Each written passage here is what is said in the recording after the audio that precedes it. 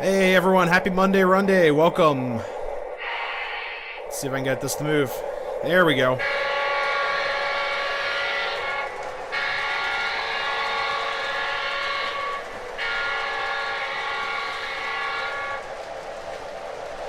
How's everyone doing tonight? We got lots of comments coming in. And let's see what we got. Alright, we are live. Sweet. Thank you, YouTube, for telling me I'm live. We got Brian Rock, Rail Fan, Slide Cat, Chesapeake, hello. 10 minutes, yeah. Sorry about that, guys. Brian Cathill, what's going on? What's up, Sean? Happy Monday, welcome. Brandon Harris, how's it going? Boxcar Jerry, good evening. Braden, hey, how's it going? And Jeff, the Railroad Enthusiast, hello. Alright, guys. Got John Saxon, Nathan Fivechime, yes. There we go. Hey, everyone. I wore my fanciest attire that I own, of course. It's a momentous occasion. I got my Baldwin working, so we'll be running that tonight for the most part of the stream. And I missed her here. I'll pull her around so you guys can see. Whoa. There she is. Hello, Henry. We have Maureen Johnson. Hello. Rail Fan Roger. Also saw we have Docman. What's going on? Sweet. Yeah, look at that smoke. I miss this engine so much. You guys have no idea. So, I think I fixed it.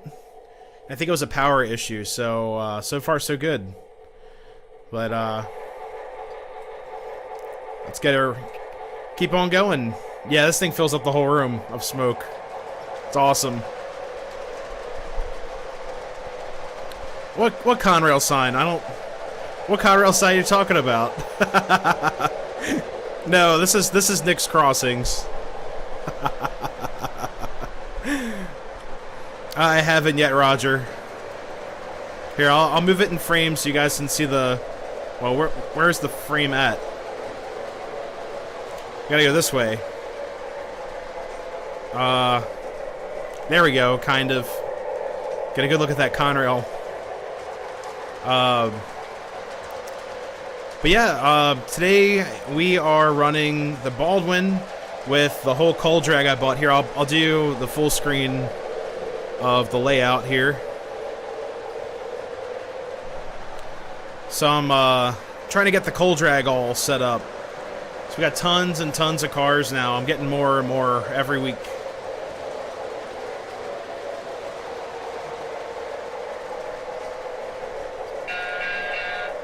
Hey, Charles Martin, how's it going? Welcome.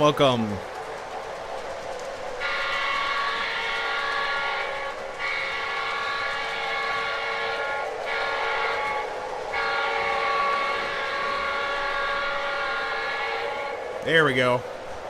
Sounds just like a nasty Baldwin. I love it. Like coal drags, they're so cool. Oh, they're so cool. Dale Hudson, yes, it was great meeting you as well. That was an awesome show. 3 Conrail boxcars and Conrail logo tonight. Nice. So the coal drag so far, we have 2 Reddings. We got a 3-bay, a 4-bay, and then 1 Pennsylvania, and then little baby 3-bay, and then we get into the 3-bay Conrails. Guys. It's coming along. And then I got this smoking caboose. I might need smoke fluid.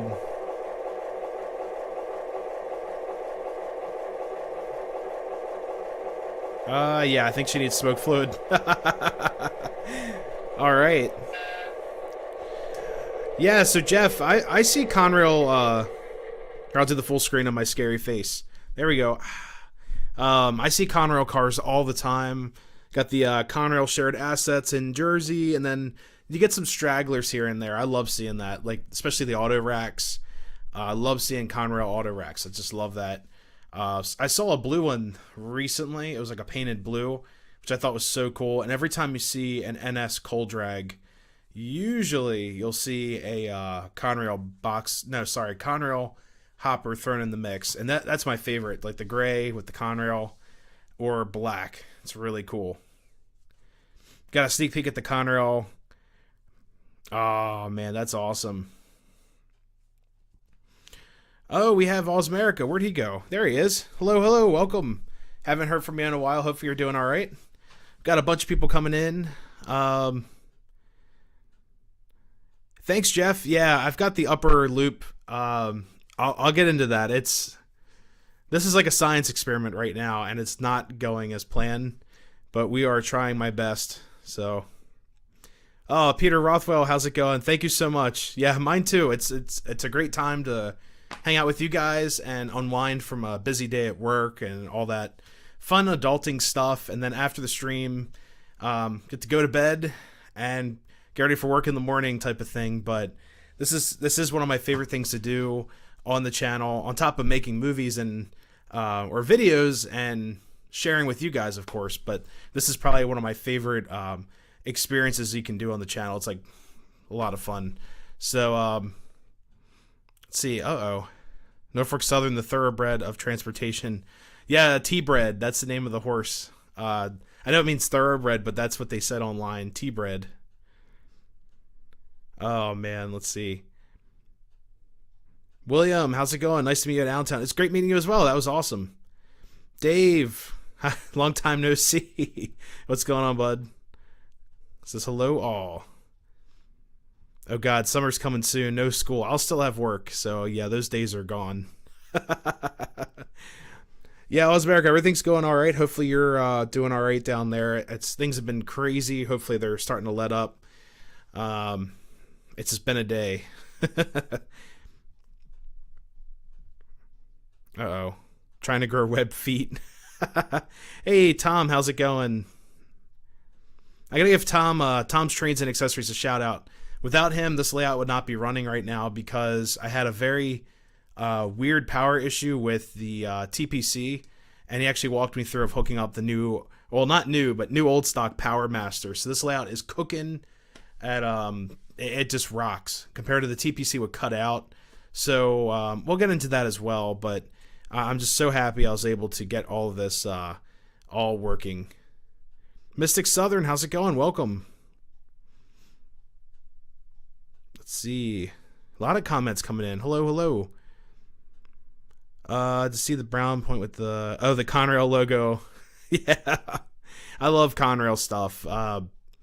At first I wasn't too thrilled on Conrail, but then I realized what the equipment was and things like that. I eventually started getting into Conrail. Anthony, how's it going? Yes, I'm doing all right. Hanging in there. Starting a little bit late tonight, but we got 31 people. That's amazing. Thank you guys so much for your support. And I don't know how many more live streams we're gonna be able to do if I get the job at NS, or if that ends up happening. But I'm cherishing each one of them as my last. We'll probably end up doing a we'll call it redemption live stream now. I'd say like a farewell live stream, but we'll keep it rolling until then. So keep it going. Cotton Belt in my area used to be, anyways. Oh, cool! I have a Cotton Belt car somewhere in here. It's a little 027 car, NPC era car. It's really cool. It's got the it's brown and says, I think there's like a lightning bolt through it. It's really, really interesting. Final Lionel Hudson, they wanted $500. God, yeah, that's not a good price for heavy water damage. That thing better be like pristine. Oh man. Uh-oh. There we go. Oh God. Engine's doing its Proto Sound 1 thing of turning off randomly, turning on. It's awesome. Now, what would you say? Not if, when you get the job. Oh yeah, thank you guys so much. A lot of you guys are rooting for me. I really appreciate it. I know I've heard lots of interesting things about working on the railway. I know it's a tough job, or it's a lifestyle, not so much a job. But I'm ready for it. Like I said last week, I'm ready to give me my boots, get Get my boots on the ballast, like that. I always quote that CSX. I don't know, recruitment video. It's like, we're gonna put our boots in the ballast. It's like that's the rock where the tracks are laid on, or something like that. It's just like ridiculous. Oh my gosh. Oh, thanks, Sean. What will you do on Monday nights? I don't know. Play with trains? I don't know. We'll do our best. Like I'm not sure, but we'll have to see. But yeah, thanks everyone. I haven't heard anything yet because I know a lot of you guys will ask. I'm just every day I'm just on my email like going crazy, like refreshing the email every. It's like every hour or so. I get into my email on my phone and just like refresh. So we'll have to see. Engineer Ed, doing all right. Hanging in there. Walk in there like you already have the job. Yeah, it definitely relaxed. And I've done a lot of railroad research. Not so much like foamer research, but like actual, like watching vlogs and things of guys that worked or work for the railroad. There's lots of good channels. There's like Railroad Talk. I actually reached out to him for a couple questions. And there's also another one, Joe Hooligan. He's really cool too. Great channels if you guys are ever interested in learning about the railroad and all that stuff. Welcome to Train Madness. I think I'm a little bit too far gone. I mean, actually, a couple of you guys were recommending adding shelves to the shelf. So I right now have 4 extra slots I made up this weekend. So I can store here. I can store more trains now. Look at that. So I have 1 layer and then 2, 3, and 4. So I've got 4 extra slots for more trains. I also have to get the box cars off the floor that you guys can't see. But just means more motive power. And I have to organize the shelf. And I might do a video on it. We'll have to see.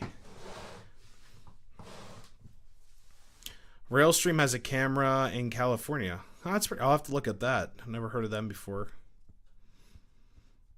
That's not enough, Nix. Yeah, I need more. Railfan Roger, it was it was a financial decision. It came down to, unfortunately, finances. I couldn't take the job because of what they're willing to pay, and there's nothing wrong with the railroad. It's a great job for, I would say, any starting job there is actually great if you're out of high school going into college, or if you're in college and you're working a part-time job or something like that. But it just did not work out at the time. But that's no worries. We're on good terms. I actually talked to their engine shop manager, and he reached out and was like, I understand. He's like, if you ever need anything, and always keep in touch, say hi to us. He's like, just don't leave us hanging. He's like, just keep in touch. So I thought that was an excellent, it was an excellent interview. I learned a lot, and I was able to meet people there that, that's all they do is work on those engines. So it was a great experience. I unfortunately just cannot work for him because of money. That's all. But I would have loved the job. Trust me, I'd be there every day working on those trains. I just couldn't do it for the money. That's all. There's nothing wrong with that. It's just life. And I learned a lot. That's the thing.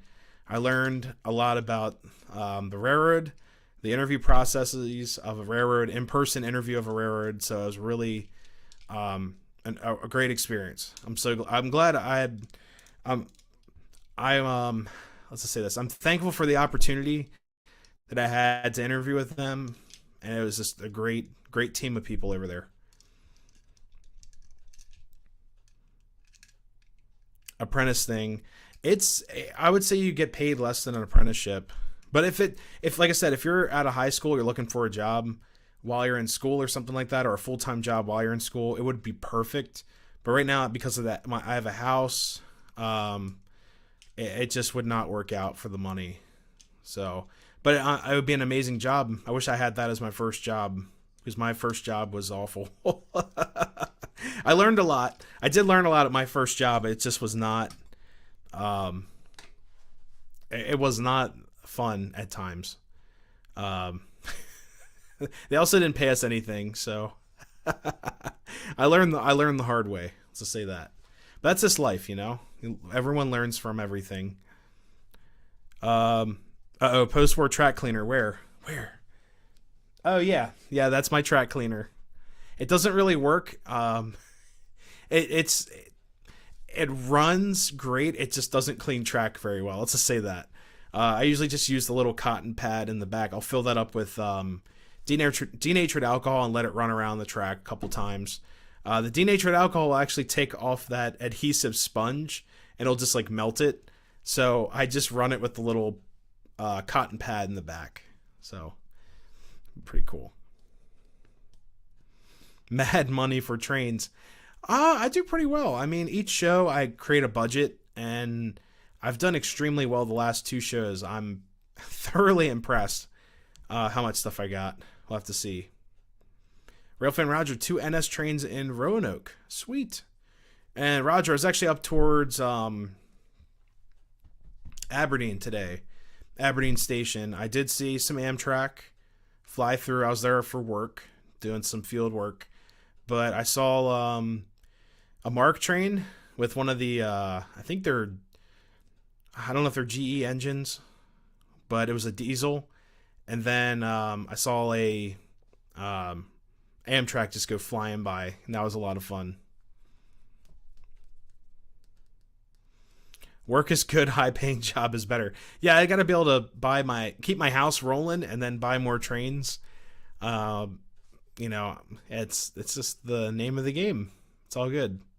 Like I said, we're on good terms. They're great people. A lot of those guys have been there for a while, so they're making great money. It's just starting out. You got to start somewhere, and it just wasn't lining up. That's all. No worries. MP36s, are they GEs or are they? I think they're GEs, right? Railfan Roger would know. Oh God, Sean, here we go. I'll post this question. Here we go.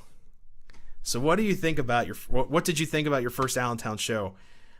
It was overwhelming. It was awesome. I'll say that.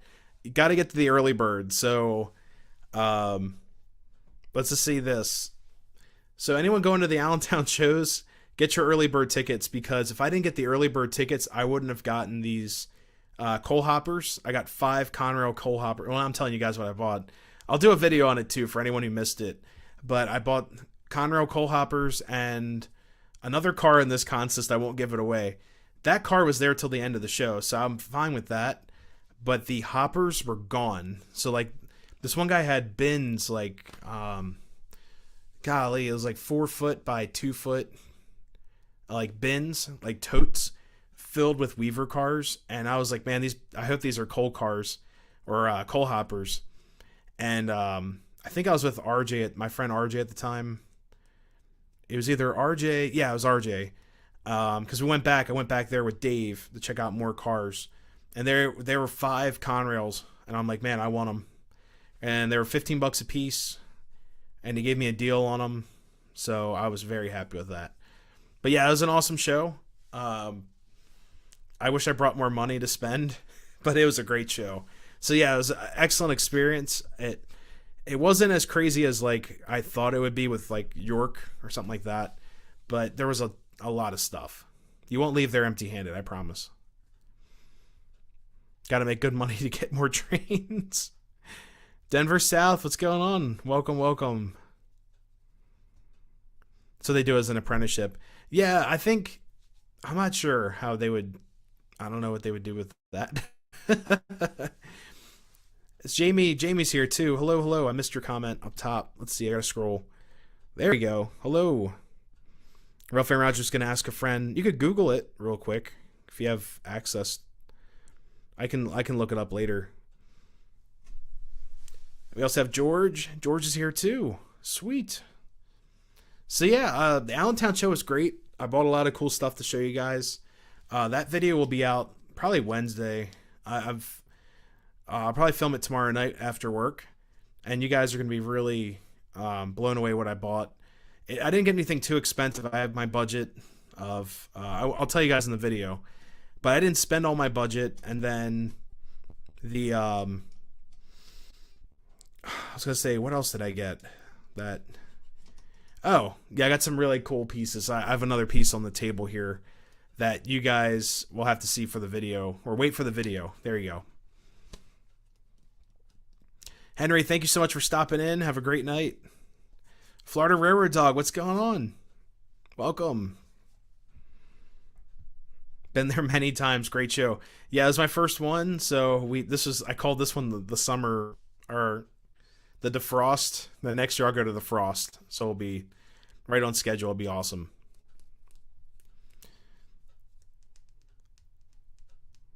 Oh God, yeah. Yeah, Dave, that's more money. Yeah. Yeah, I only spent 25, could have spent 1,000 easily. There's a lot of good stuff there. Greg T, how's it going? Welcome. Hey, thanks, Henry. Oh God, I knew you'd find something. Yeah, yeah, Dave. I felt so bad for Dave. We were looking for. Well, he was looking for junk boxes. Well, they're not. Like I said at the show, they're not really junk boxes. They're like projects or under the table type things. I even mentioned that, I believe, in my train show survival video. Like, always check under tables. You never know what you'll find, and he had a hard time finding something to look at. Ended up getting a really cool car. That was really nice, and some other stuff, but that was really cool. All the stuff I found, actually, these Conrail cars I bought were underneath a table in a big tote. So if I didn't check under there, I would have lost them. But there was a lot of Weaver stuff. A lot of Weaver stuff.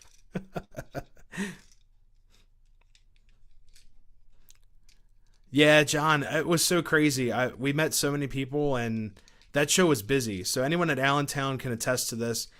It was probably the busiest train show I've ever been to in my, I'd say, 20 plus years of going to train shows. It was busy, extremely busy, and met so many great people. So many of you guys that watch a lot of our channels. It was like, it was just awesome to talk to people that like put a name to the face. That was awesome. So I'm really happy I went. Even just if I didn't spend a dime, it would have been great just to talk to you guys and hang out with the friends I've made throughout the little year and some change doing YouTube. It was awesome. 4 hour drive. Yeah, yeah. Allentown's about 2 hours from me.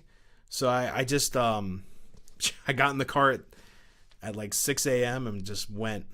We're like, I'll get there when I get there. 2 hours. So it was pretty cool. But I ended up getting some other stuff I'll have to wait to show you guys. You're obviously going to see the cars I bought tonight when we run the train. But I also got two other things that, one of them's some assemblies required, and the other one, I got to find a good place for it on the layout. So it'll be really cool. How are those Weaver Conrail hoppers? They are awesome. I love them. They here I'll do this. Ta-da! There they are. And I'm really getting into Weaver cars. I know some of you guys were saying that they're pretty light and sometimes they have derail problems, but I really do enjoy them because they're very well detailed and they are light, so you could put a bunch of them together. They don't stress out your trains. I like the colors that they do too. Like the matte plastic color looks really, really nice. You don't get that like shiny plastic. So it looks really cool. But yeah, I think they're really cool. I also like the way the couple, they have almost like couplers on them, but they're built a little bit better. They're a little bit tighter. And I don't think these cars were ever used, because when I open up the boxes, they still have the packing around the trucks. Like there's like this foam they shove in around the trucks. Has, what's it, heat shrink around each truck and then heat shrink around the body. I had to cut all that stuff out to get to them, and I was like, man, these cars are brand new. That was just awesome. Sounds like you had fun at the train show. Yeah, it was cool.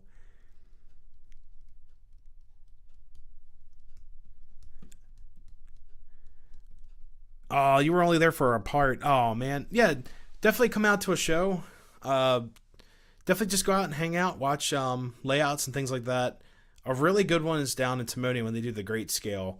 You can sit there all day watching train layouts for, I think the show's like $12, $14, but it's really worth it. You get to go out and you get to see all these amazing club layouts and things. There are hotels nearby that are pretty nice. It's a good area of town, so definitely come out to one of those. It'd be awesome. Builder of the MP36PH-3C is a company. Motive power. Ew. I don't even know what that is. I don't like it. And so it's not GM. It's not like, oh, no. Funny thing that there is a train show. Oh God, train show yesterday.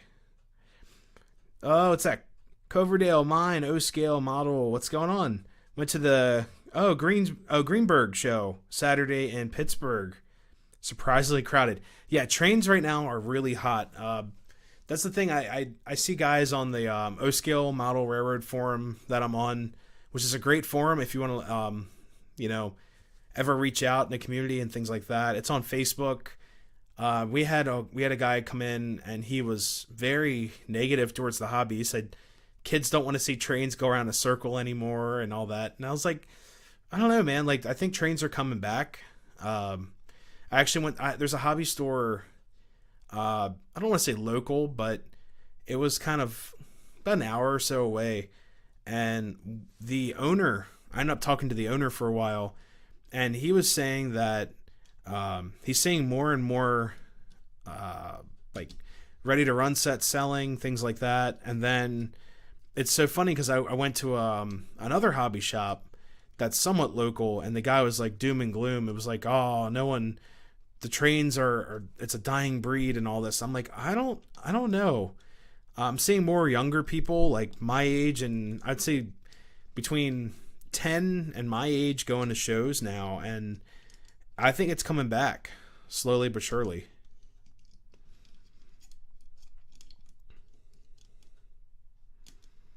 Let's see. Oh, Jeff, I love trains and any type of. Oh, yeah, me too. Trains are trains. I love them all.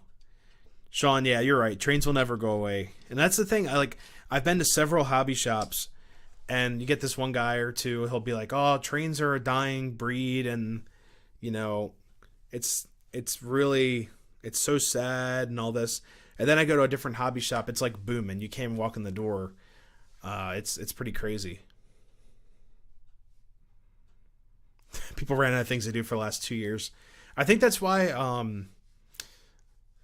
So Slycat, I have a really interesting theory. Like NPC stuff is really on the market. It's hot like right now, and I think a lot of NPC stuff is coming out because guys that are I'd say in their 40s or so that have kids that are just getting into the hobby.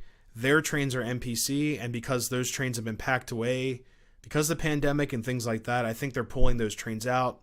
The kids are getting into it, and then the parents are buying either more trains or they were gifted their trains or something like that to the kids that are around my age or so. So I think that's something that's happening right now. That's why you're seeing a lot of NPC and post-war market. I have a feeling it's going to be flooded soon. You're going to see some really rare stuff for affordable prices. It's going to happen soon. I have a feeling. Oh, Matt's Trains, what's going on? Hello. Oh, Greg T. That's a great question. So there are $15 a piece, and I made do math here. I can math with the help of a calculator. That was fine. Okay, so it was 15. Okay, so $75, but then he didn't have fives or something. He's like, let's make it an even 70.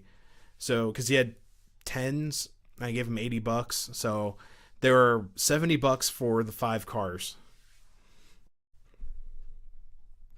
but they were $15 a piece, which is pretty good for Weaver. Usually these cars, I usually don't pay more than like $25 for a Weaver car. The last show I got one for $10. My Reading that's back there, the 4-bay hopper, got for $10 at a show. That was awesome.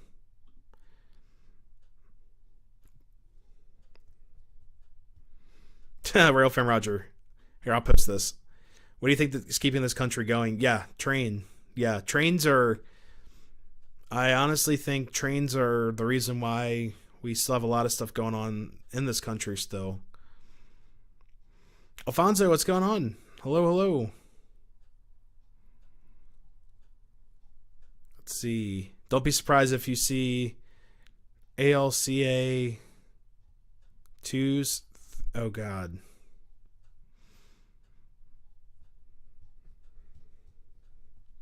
Yeah, some of the trains there were kind of expensive, but I think there were some really good deals.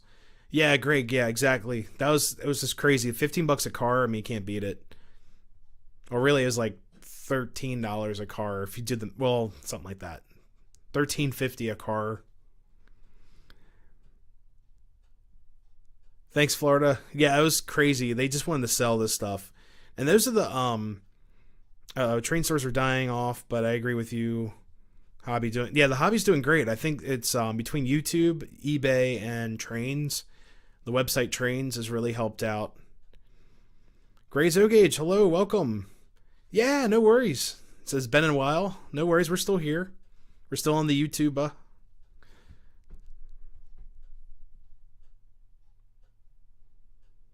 Nick's Crossing live stream. Hey, Randall, thank you so much.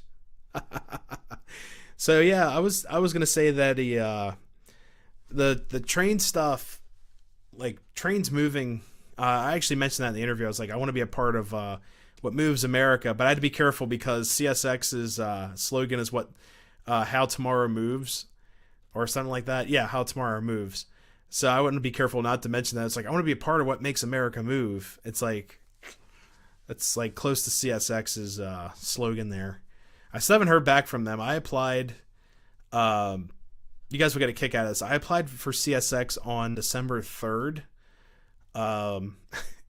It still says like application under review pending. So I think that's really funny. Yeah, Sean got some cool stuff. Standard gauge 9E, brand new PS2, only $400. Jeez. Does that engine smoke or that locomotive smoke? I know Lionel puts smoke units in everything. Yeah, Greg T, if you consider a brand new car sell for $70.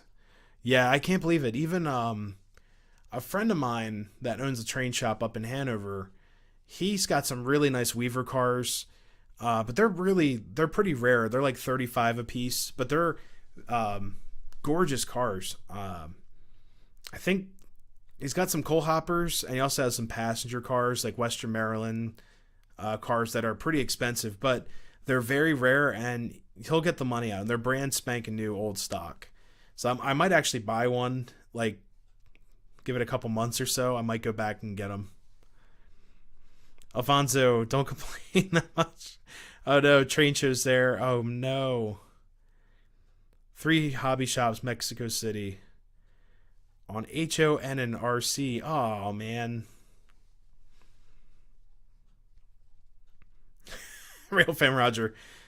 How tomorrow moves yesterday's freight. Oh man. Well, I forgot who said it in here. GE. They're like GE stands for General Exploder. I forgot who said that, but that was really funny too. That was a couple shows ago. But I remember talking about the GEs. Like I'm not a huge fan of like the AC44s.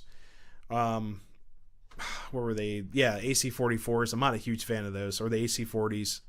It's like, ugh. It's an electric. Well, the thing is, Lionel put a smoke unit in the GG1s, the Vision, or not Vision line. The Legacy GG1 has a smoke unit for the steam generator, which I thought was really funny. But GG1s wouldn't really steam from up top. They kind of like would shoot out steam underneath. It was like the overflow, the overflow valves and stuff would be underneath. You would never have steam shooting up.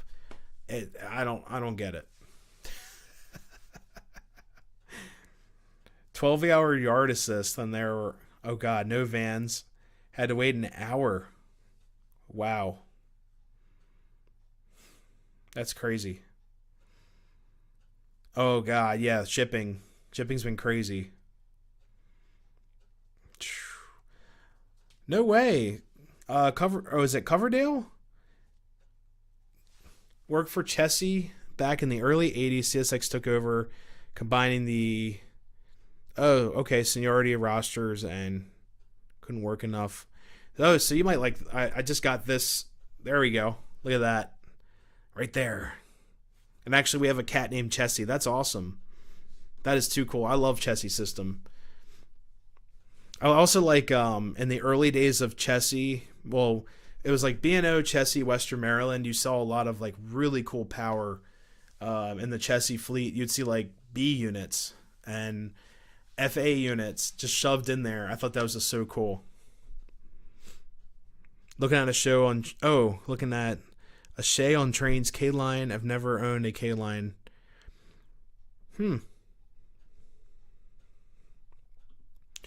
I actually heard about this at the show. Oh God, who told me about this?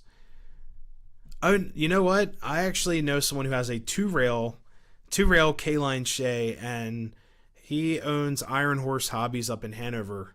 So he said it was great. He said he upgraded it like crazy. But yeah, they're great. I love K-line. K-line's I miss my K-line.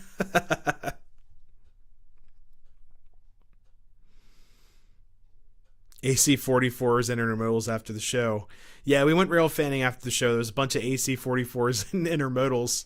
We got a couple mixed freights. I just didn't record all of them. It was really cold. Like the train's flying by. It's freezing.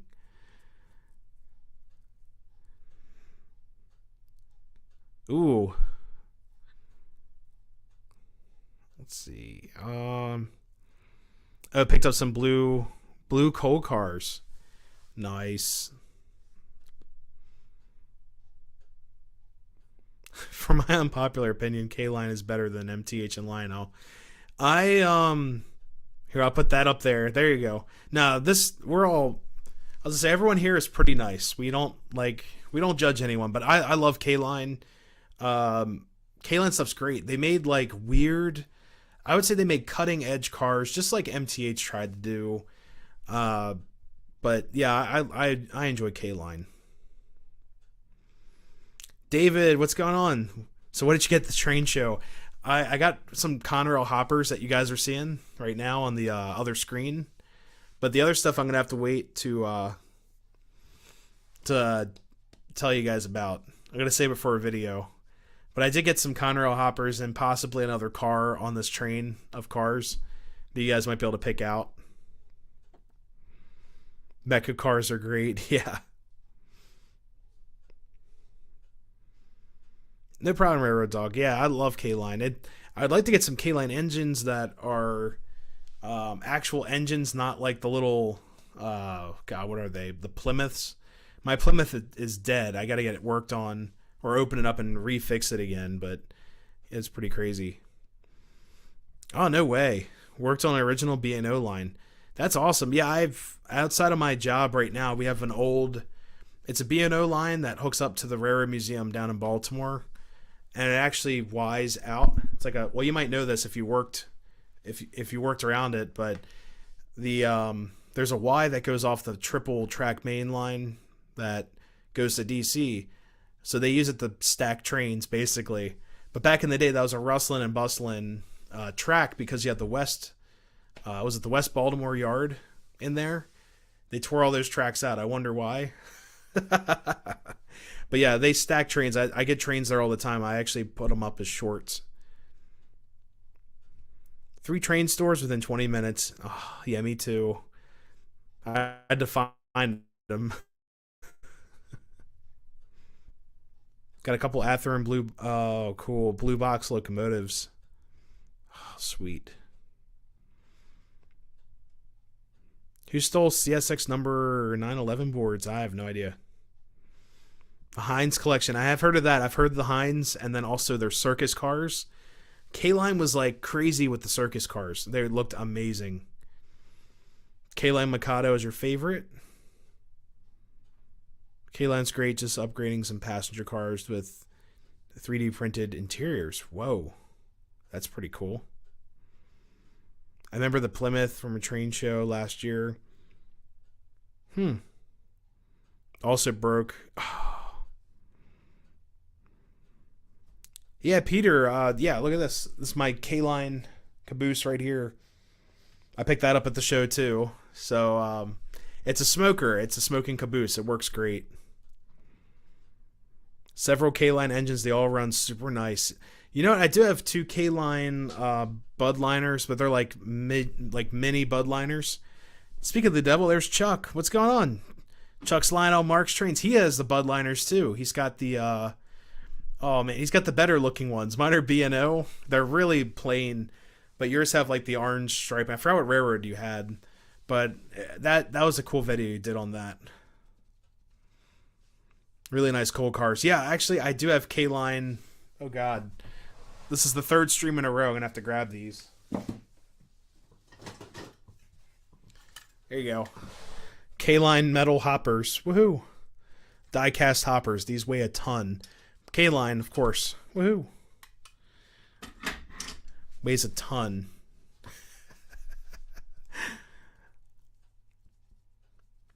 Greg T, would K-line be considered premium brand?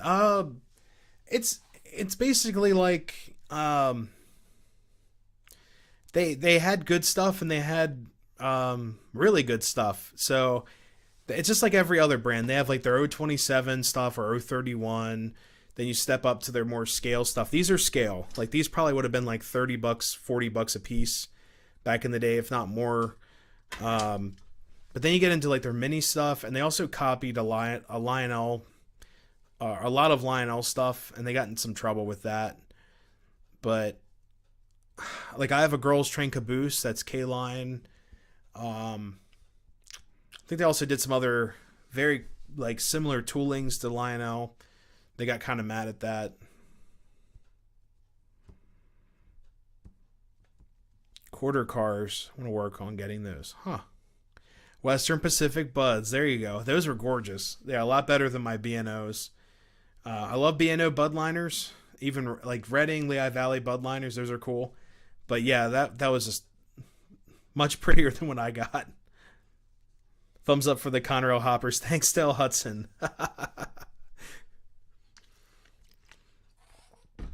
They reproduced a lot of Marks stuff. Oh, Marks. Shade the Awesome. Welcome. But yeah, I can here, I'll run this really quick. Give you guys a parade of the Hoppas that I got. There we go. Yeah, Lionel took them over. It became K-Line by Lionel, and then after a while it just became Lionel. Really sad how that happened. It's a travesty. Oh, no way. You got the K-Line Western Pacific. Sweet. Oh, here's the upper loop. While I'm here, so you guys, so I can explain my piece with this. So here's the upper loop. It's not going to come out this far. So this was a prototype. So, yeah, I'm not going to have it go out that far.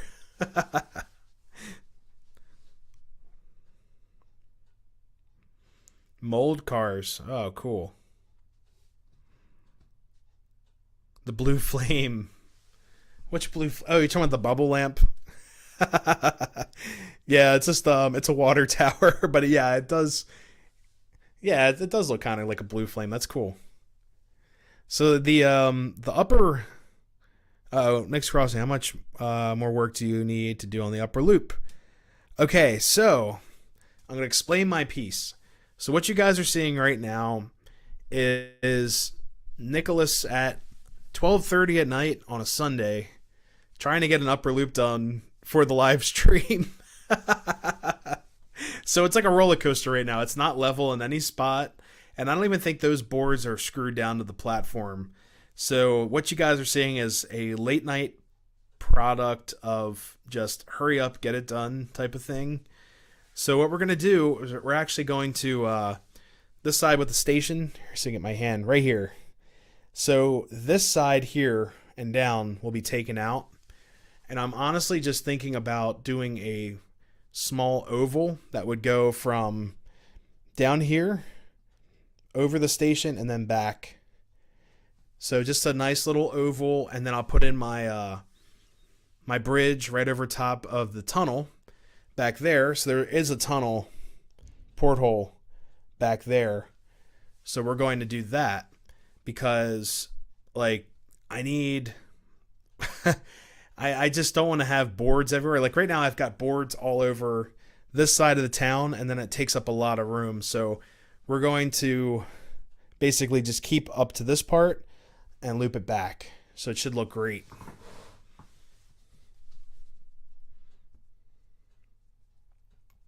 Let's see. Very cool layout. Thank you so much. Yeah, it's got a lot more work to do. The town's done. Like the town to my left. That's all. This is all done right now. Just adding in scenery pieces and stuff, but I gotta get the upper loop done. Penn Central in model form. Oh man, yeah. I don't want cars falling off my track. Oh man. So yeah, that's the plan with the upper loop. I didn't really mention it to the stream because I'm gonna have it working next week. I promise. That's the goal. I'm gonna figure it out. If now here's the backup plan. So you see, like, here I'll do the split screen here. Okay, so where that loops around, right next to the station. You guys aren't even looking. Let me fix the camera here. All right, right there. So I gotta point to it. I'll do this. All right, so this part right here, it's gonna loop back and go that way. So it's just gonna be an oval right now, and we're gonna go from there. We're gonna start small, and I want to keep the rock cut kind of exposed as well, so like all that work can be seen on the rock cut, and then I'll just put my bridge. Now the beacon is gonna stay back there, the light beacon. And there's going to be a station up there with a platform and some like trees and stuff in the corner because the ceiling is my ceiling's up here like a point, so I lose some space. The Tropicana car up there has been my test dummy because that's a full scale car, and I've been using that to like test close clearance and stuff. Now the other option, if that doesn't work, if I can't get the track to come in because let me do a full screen again on the layout. Don't want to bore you guys with this. So, okay, so right where the station's at, you guys see it's got like an S curve right, let's see, right here. It goes that way. That needs to be where that one post is because that runs between the two rails for the station. And then also the other little track I put in here to store cars. So I'd have to put the posts between there before it goes back that way to the elevated section. So if worse comes to worse, I might have to use 031 to bring it in closer. That's my only concern. If I do that, I'm going to be limited on what I can run up on the top level. Now the other option, this may sound kind of crazy, I might end up using, I don't want to do this, I might end up using Fast Track because it's 030, oh God, was it 36? So we'll have to see. Shipwright, how's it going? Welcome. Doing all right, just we're talking about the top layer here. Layouts are never done. Yeah, no, I agree. Yellow and black Coke truck. Yes, it is. Here, so I can get the camera down there. Wait, I'll do this. That should work. Yep. It's actually a bank. I don't know how much money you could store in that. Maybe like $1. $1 in quarters. But it's a bank. Yeah, it's an old Coke truck that, well, it's not old, but it's what I found. So yeah, guys, that's what's going on with the top loop. So it should be running next time we check in for the live stream. I definitely want to do a video on it. Maybe like a couple shorts on it, of course. But we are going to try to get that running as soon as possible. And instead of having these boards, like I said, in here, having all these boards in my secondary town or whatever, You won't see any of that. It'll just go from back here over the station and then loop to the elevated level. So I think that should work out pretty well. So I'm actually going to run the Baldwin a couple times. I'll be right back. I'm actually going to check in on the computer, see if I can get that running with Virtual Railfan. So guys, give me a few minutes here. Let you guys watch the Baldwin. Old Lionel accessories. I have a couple. I've got like the Gateman and the log loader. That's pretty much it. I sold a lot of my stuff, unfortunately, just because of space. But I do love the old Lionel accessories. Whoops.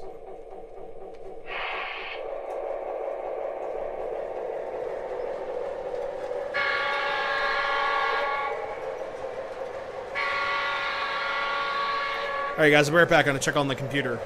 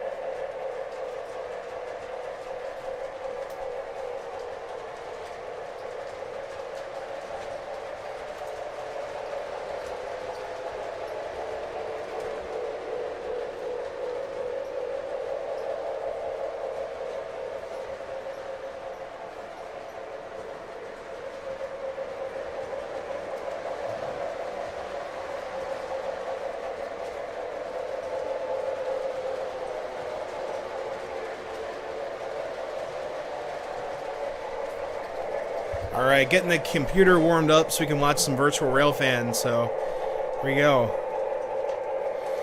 How's everyone's day so far? Doing alright. Glad I'm here with you guys, hanging out.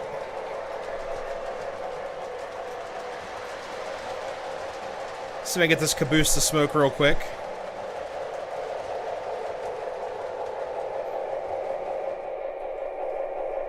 We'll crank the voltage on it.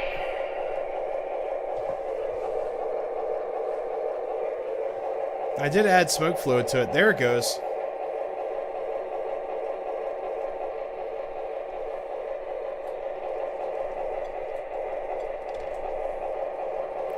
It's a real nice smoker. It doesn't like put out a lot of smoke. A lot of schoolwork, yeah. We paused. Yeah, I gotta go check out the computer again really quick, because we have internet and everything. Get some Virtual Railfan cooking here. Repro accessories, myself due to costs. Yeah, no worries. Operating water tower with water. Oh, that's cool. The oil derrick, horse control. Nice.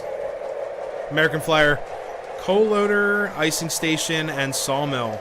Yeah, I'd love to get one of those sawmills. They're so cool. Ran trains and coffee today. Sweet. Got a lot of schoolwork. Yeah. Yeah, Master, I think the engine still has a problem with the power. It seems to be working better, though. Give me 1 second. I'm going to check on the computer. I'll be right back. Hey, Wigbag Workshop, how's it going? Doing really well. How are you?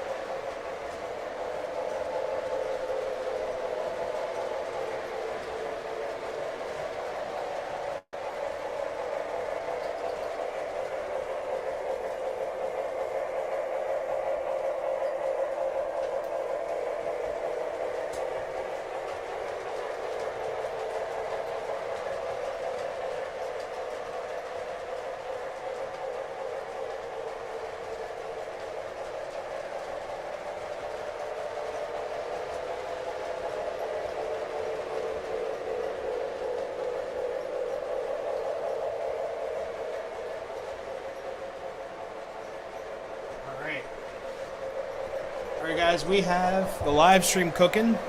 Uh-oh, there's Sparky. What's going on? Alright, I missed some comments, guys. I'm so sorry. I had to walk away and fix the computer. So we now have Virtual Railfan up on the... I gotta, like, bend over. Virtual Railfan on the TV. So we'll see how that works out tonight.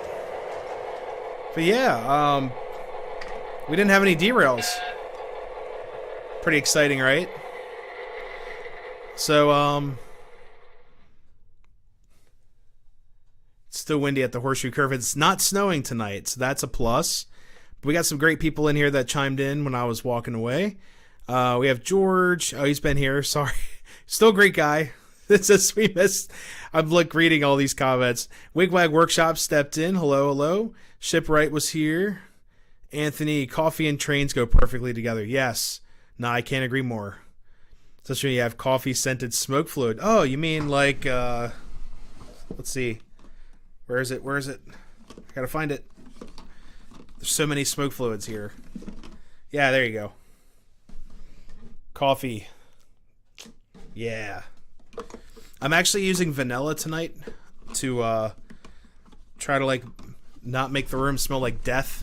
I like it. It just goes through the whole house. So after each live stream, Nikki will say like, "Oh, the house smells like smoke fluid." I'm just like, "Well, they're trains." So we'll have to see. Oh man. I wonder how you kit bash. Just a lot of cutting, gluing, just you get a bunch of kits. So a lot of guys kit bash when I've heard watching like documentaries and things from like ILM or Industrial Light and Magic. The guys who did Star Wars and a lot of videos, they basically have a lot of kits and they'll have leftover extra parts while they hold on to those, or they purposely buy a bunch of kits, throw them all in a drawer and just use the parts off of those kits to build something completely new and original. I think that is just so cool. But that's how you kit bash. I've never done it before. I haven't made like an entire kit from that. Sparky, so I should be at your meetup, hopefully. I'm hoping I can make it there. But yeah, Shipwright, that's exactly, yep.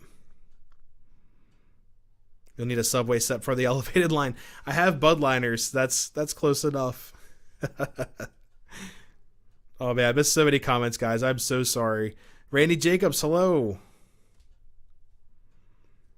You mean it's not snowing at the curve? No snow. Wait. Not.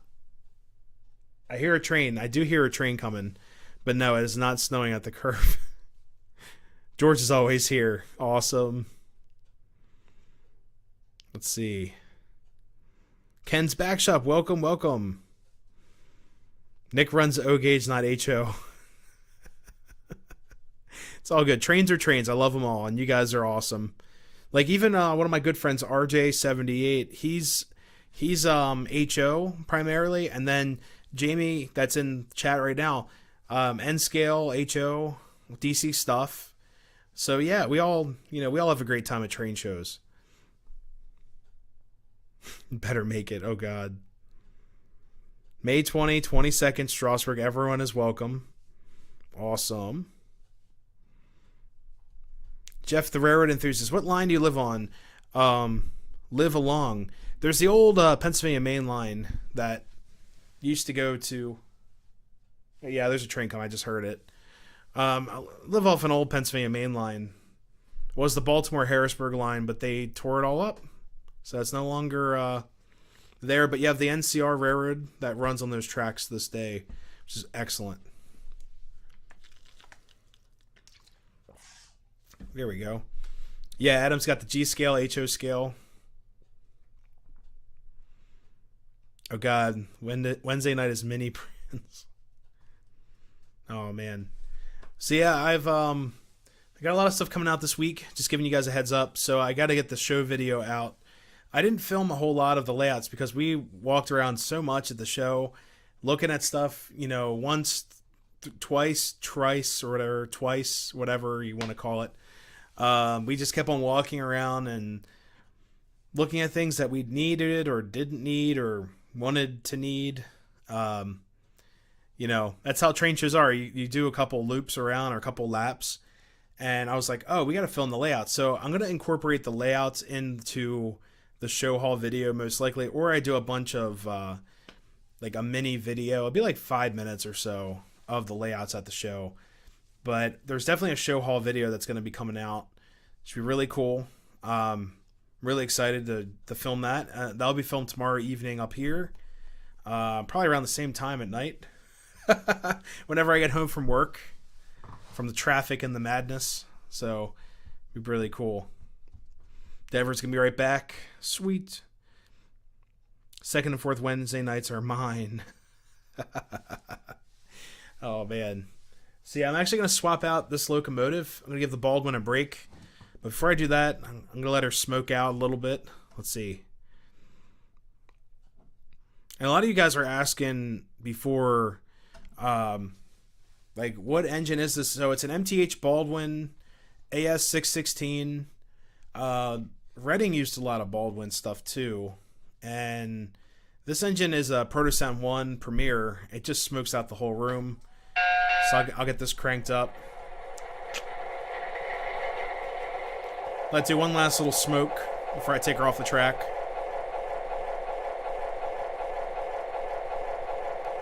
Let her, I might actually need smoke fluid. Oh, there it goes.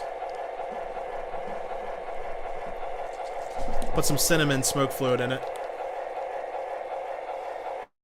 Yeah, that's good.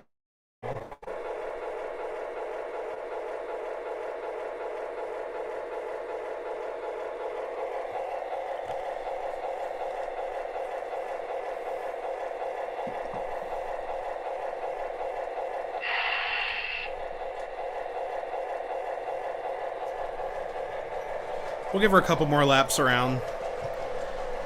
Northern Ohio, Railroad Action, welcome to the channel, welcome. Oh god, the official train show videographer. That works. I love train shows, man. Yeah, I gotta watch Dockman's video. I started it when I was at work. I gotta finish that video. But that was a lot of fun meeting him. Or not. I've met Dockman before. It was great talking to him and just hanging out. It was awesome.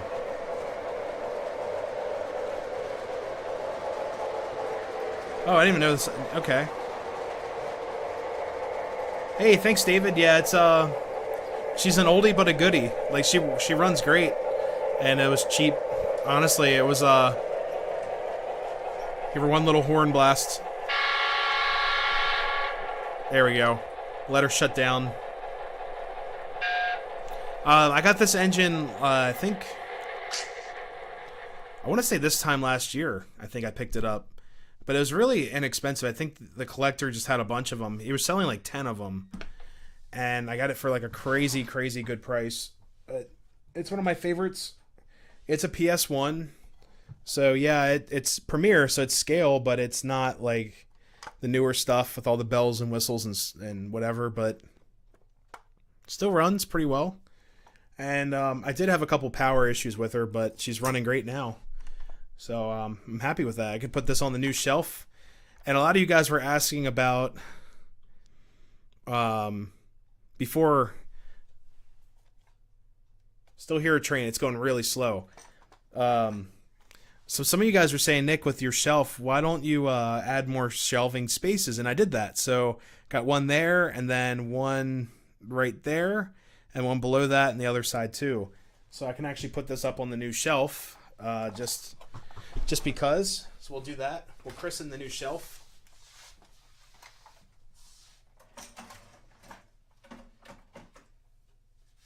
There we go. So the shelf is all christened. Oh man. But looking for an RDS1. Sweet. Those are awesome.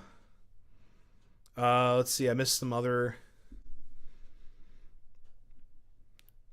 Let's see.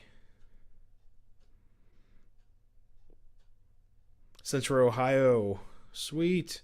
Yeah, I've been watching a lot of, I was going to say, speaking of Central Ohio, I've been watching a lot of, like, Jawtooth stuff or Wide World of Trains. He's really cool, too. Love those channels.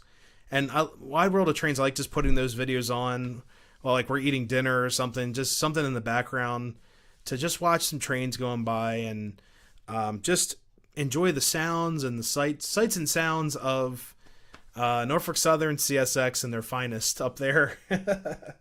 I'm actually going to run the switcher engine again. Why not? And it's not cutting out on me this time, so because the new power. So, Harry, how's it going? Welcome. Harry, I missed you at the show.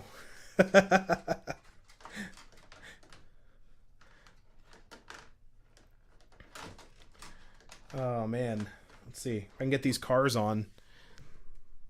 Jawtooth style, but wait, there's more. Yeah, I was gonna say, here I'll go trackside here. But yeah, Harry, we did miss you at the show. Everyone was looking for you, and I think it was Walt. I was like, "Where's Harry at?" He's like, "He's at the store."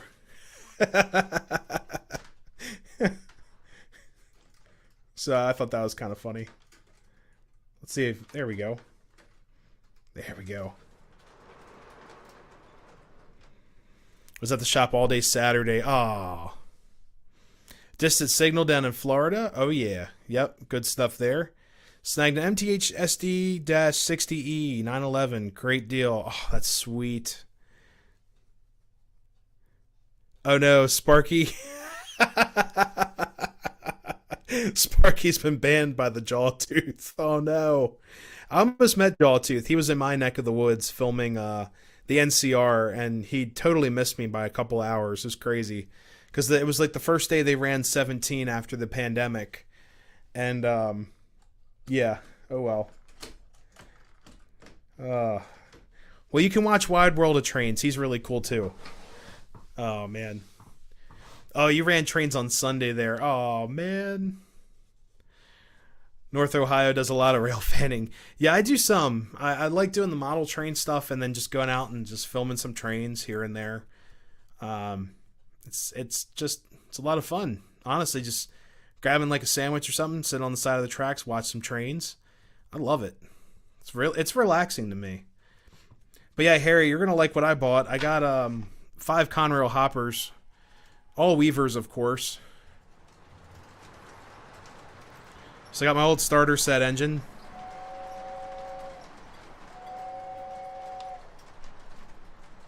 So I've had this one before. I've had this one. And then all these guys, all the Conrails,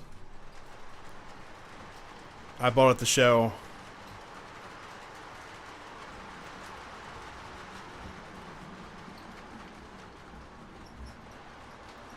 Oh god, you guys are running trains again.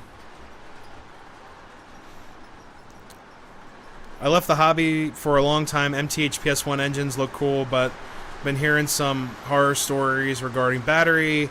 Yeah, you got to keep up on the batteries. A lot of guys just put BCR capacitors in them, but it's all good. Got perfect Smoke-O's coming around the corner. Look at that. Smoke-O champion. Hey, thanks, Harry. Yeah, man, I got these, one of the guys at the show were selling a bunch of Weaver cars for almost nothing at all. I had to pick them up. Shipwright, nice 080, have the UP Lion Chief. This one's right before Lion Chief. We got this at Sears.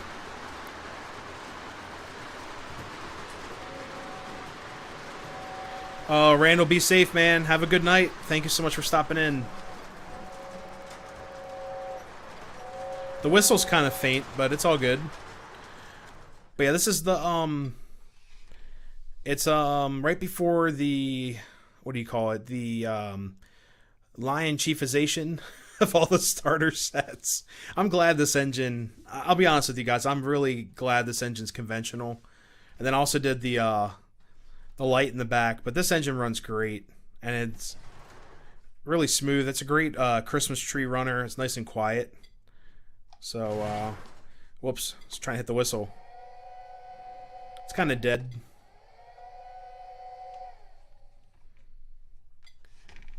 Let's see.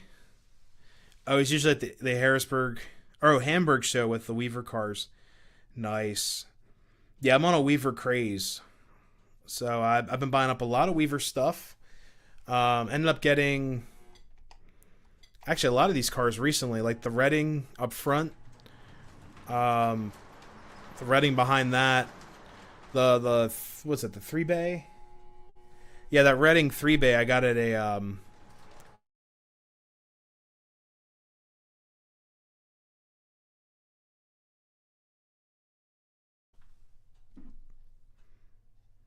lost the stream there for a second.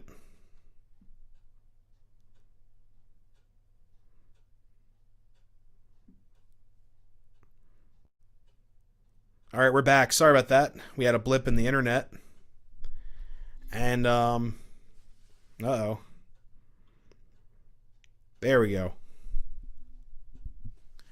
Saw lots of Rob 412. Welcome. Saw lots of nice Weaver cars at Allentown. Yeah, me too. I had to pick them up. I seriously, I was like, man, I'm never gonna see these cars again. Lots of Conrail, and he actually had here. I'll move the train up. So he actually had, I think, three of these Pensy, two bay hoppers, and these I saw them in the bin. I was like, man, should I get those? And he had three of them. And then I went back after I bought the Conrail hoppers here. They were gone. I was like, man, never again. So I would have had oh god, an eight more cars on this coal drag, so it would have been a total of what, 13? No, 12. 12 cars. Well, let's see. One, two, yeah, four. But not, yeah, it would have been 12 cars in total. So I was just like, man, I missed it.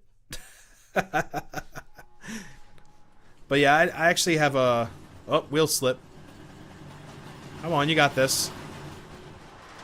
There we go.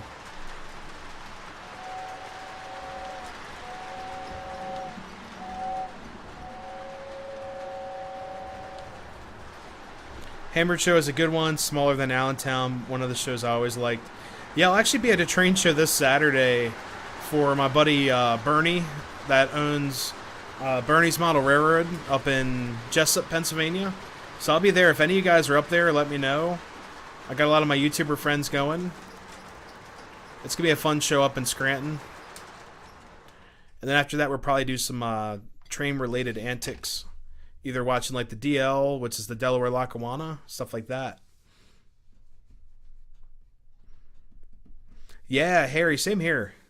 I love the Weaver cars, man. I'm seeing more and more of them, and then I've got a buddy that he owns Iron Horse trains in Hanover. He's got a bunch of Weavers as well, like a lot of Weaver cars, Pensy hoppers, and what else is he at? He's got some Western Maryland stuff, some CNO stuff as well, all like coal hoppers and box cars. But he's charging. He's got to charge retail. They're like brand new, so he's charging about 25 or 35 a piece. Oh, 1,600 miles. That's nothing. Just take a train. Oh man. So I wish they go back to conventional for sets. LC is okay for what it is though. Yeah, this, like I said, this engine, it's crazy. So the set that came with this engine right here and tender, it was a set. It came with the 080 with the tender, a Pensy box car, a light car, and then a caboose. I think that was it. And the set sold, I think it was like $300, something like that. It was like $259 or something. So it was a really, really cool set, and it was probably from 2000. Oh man, I want to say 2010, 2011. We picked this up, and it was actually at a Sears. So it was at a Sears in White Marsh, Maryland for Christmas time. They actually sold train sets in the box. It was called the Pennsylvania Flyer 080 set, and it's pretty cool. So we ended up picking it up, and I actually had to do a lot of work to it because it kind of fell apart. I actually added weights to the tender because the tender was so light in the back it would fishtail off the track. So I added some car weights in here and also added a reverse light. I think I showed you guys last week, but the tender, I added a light to it.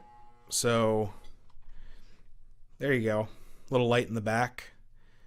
And yeah, so it's a cool little engine, and it works really well with just, if you just want to run something really quick, just throw it on the track. Love to see it at nighttime, your layout. Oh, I can turn off the lights. We can do that. Lehigh Valley, welcome. What's going on? I picked up a Lionel TMCC SP-9 in Allentown. You grab anything at the Allentown show? Yes. Yeah, Lehigh Valley, yeah. Oh, yeah. Got some really cool stuff. We're talking about some Conrail hoppers I picked up. And then I got some, got another caboose, Pennsy caboose with smoke. And I got some other goodies I'll show you guys in a video this week. Here, I'll bring in the caboose real quick.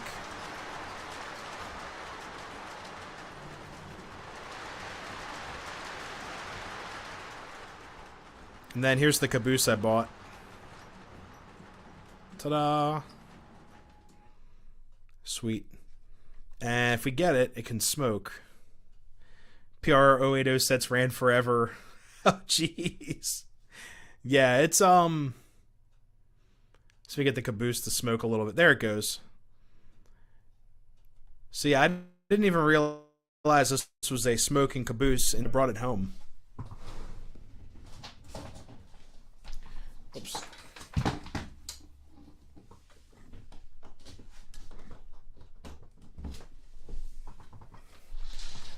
But yeah, the box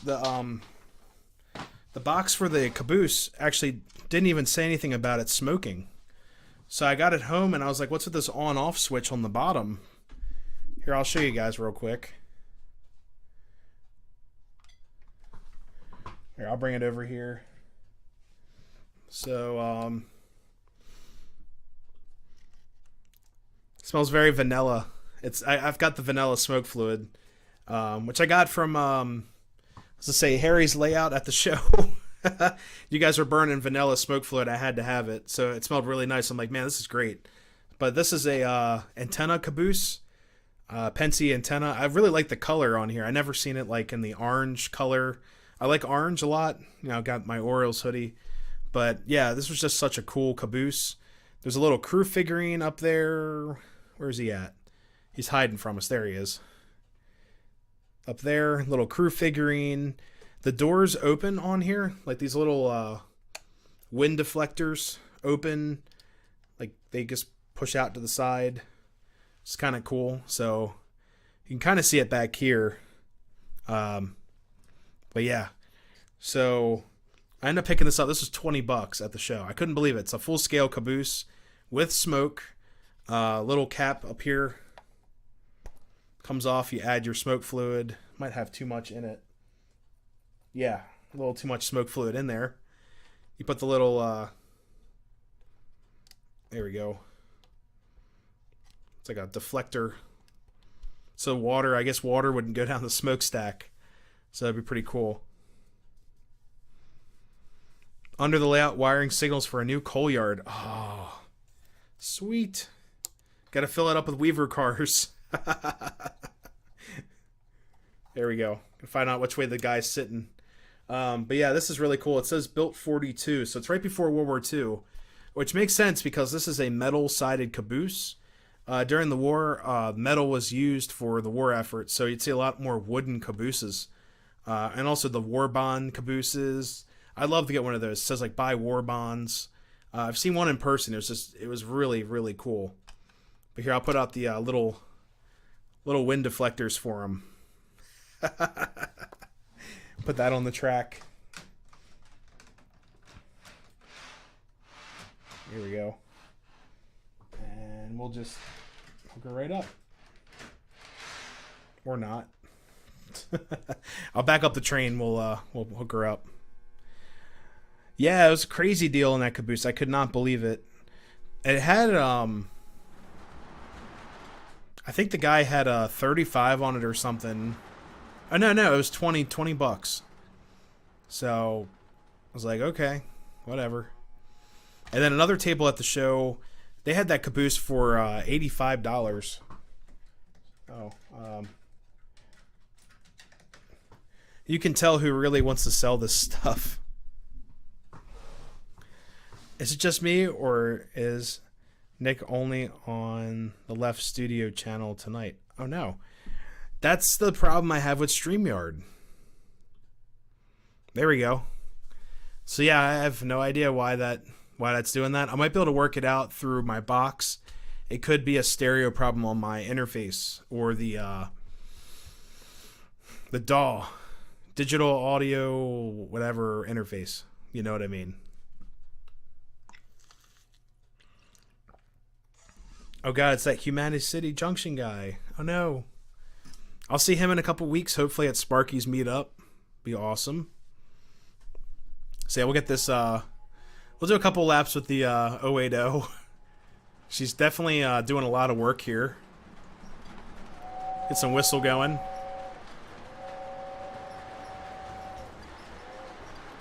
The doll to mono. Let me go check that out. Here, I'll mute my microphone. I'll check that out in a second. So here, you guys will... I'll give you the track.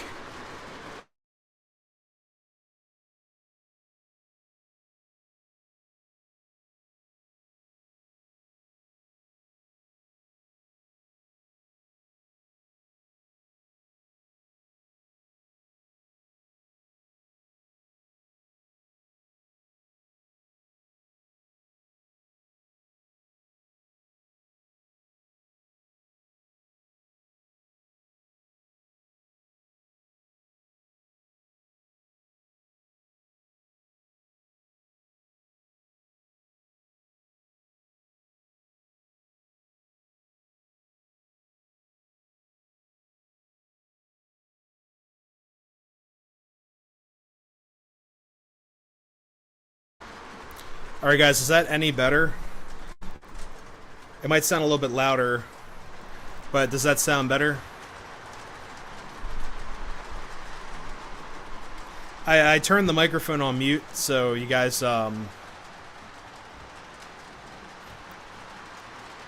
still left only. Oh man. Here, let me unmute really quick. Or I'll mute.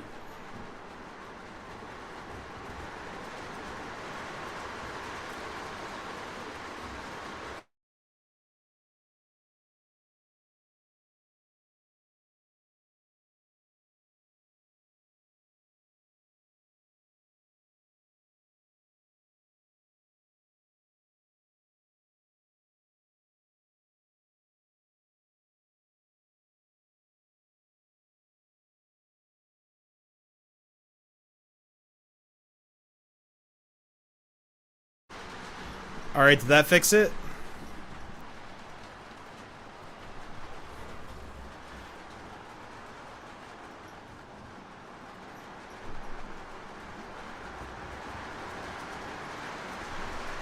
Or hopefully that worked.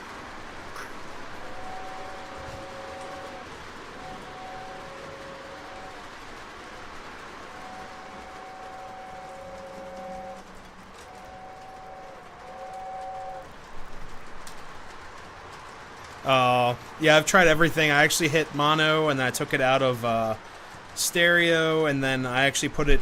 So the microphone was going in as an insert instead of a... Oh, there goes the caboose. Caboose is smoking. They're making hoagies in there.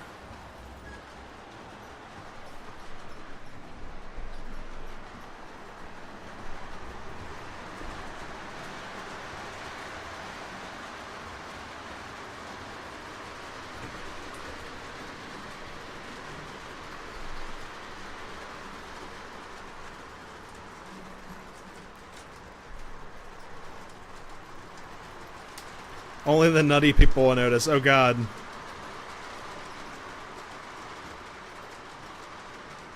Yeah, change it in StreamYard. I had the box issue.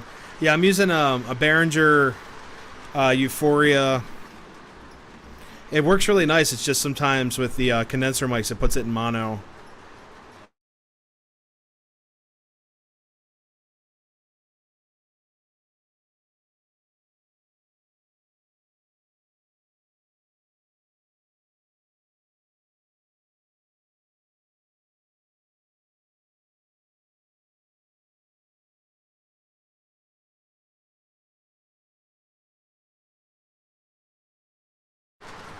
Alright, I just put it back into stereo mode on the box. So we'll have to, I'll have to look into that. But yeah, it could be just internal settings. Let's see. But yeah, I think it's just internal.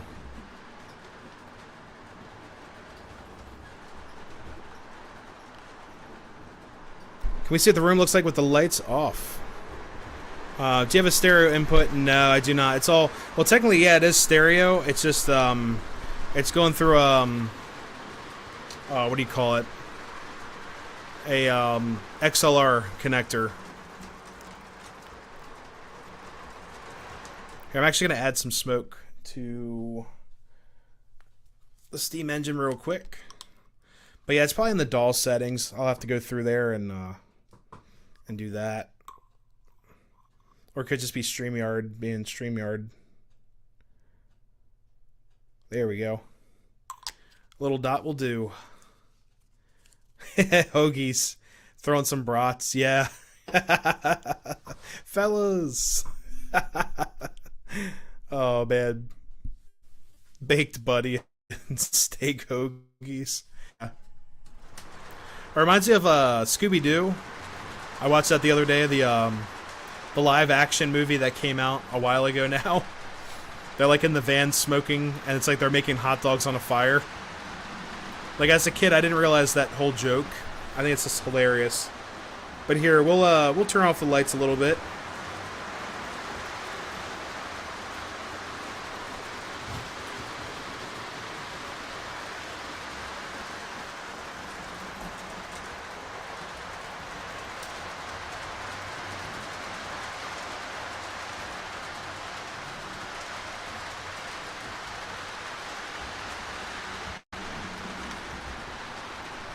Here, I'll bring you guys over.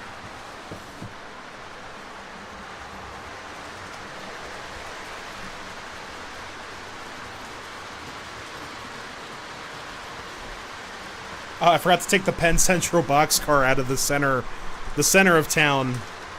Oh no.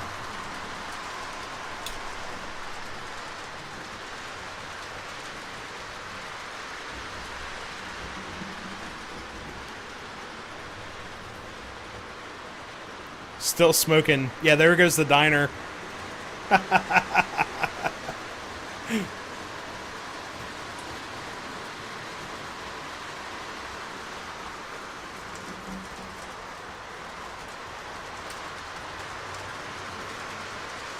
That's a lot better.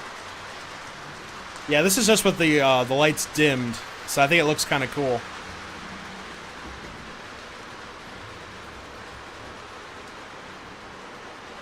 But yeah, we got the diner smoking out the whole town right here. Look at that. Isn't that crazy?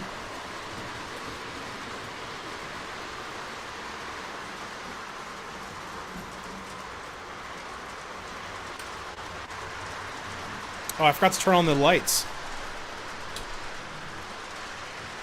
They might need the Penn Central box as firewood.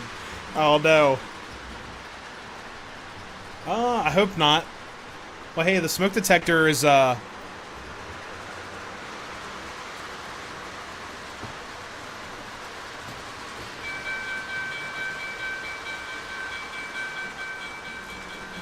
have one up here, it just doesn't go off.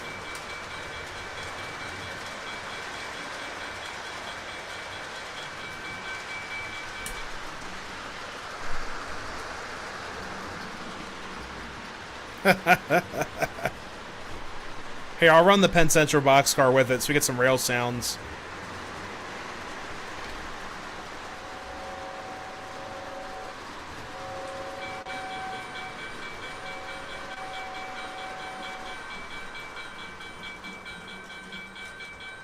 Oh god.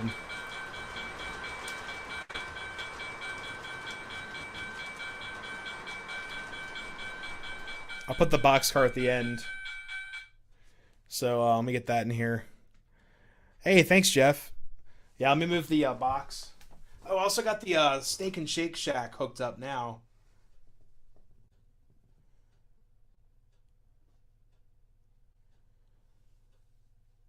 Huh.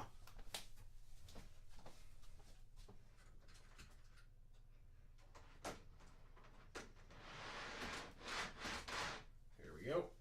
We'll actually put this right in there.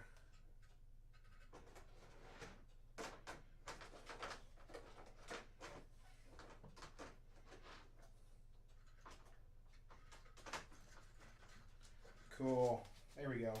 I'm actually while I'm here.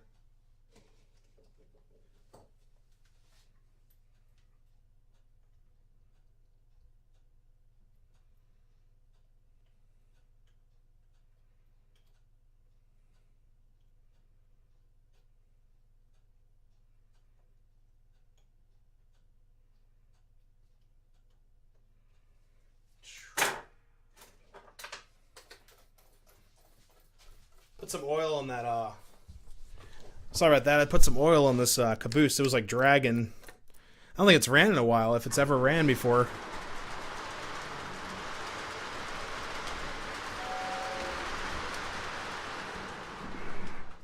Alright, let me hook that up.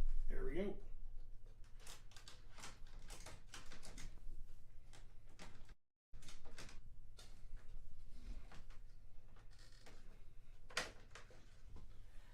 Alright, let's see what happens. All aboard.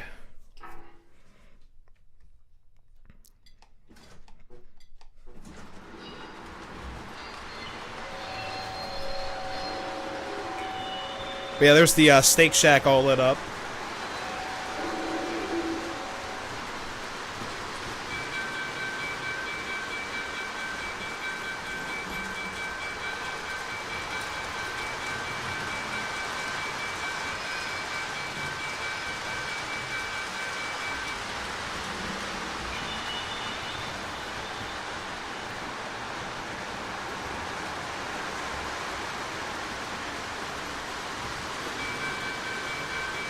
Whoa, that's really bright.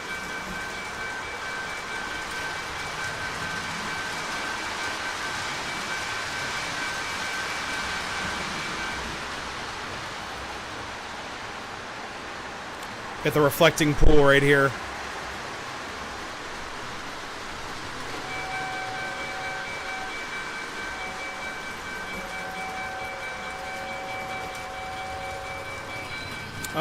Jeff, so that's a great question. So the accessories are running at 14 volts AC, but that's pretty much it. I mean, the diner's running a little bit hotter, but the diner also has LEDs, and it's so I can get the smoker to work without getting clogged up.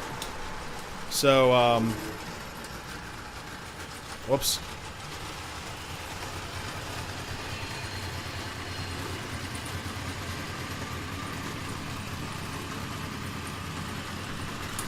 My engine's stuck.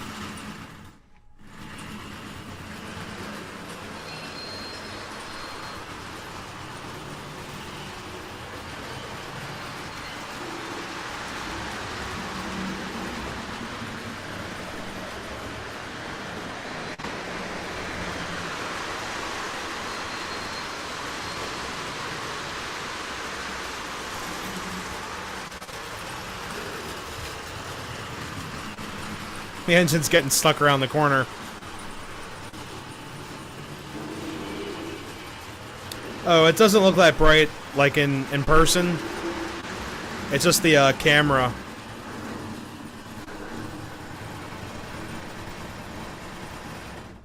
Yeah, my train's stuck.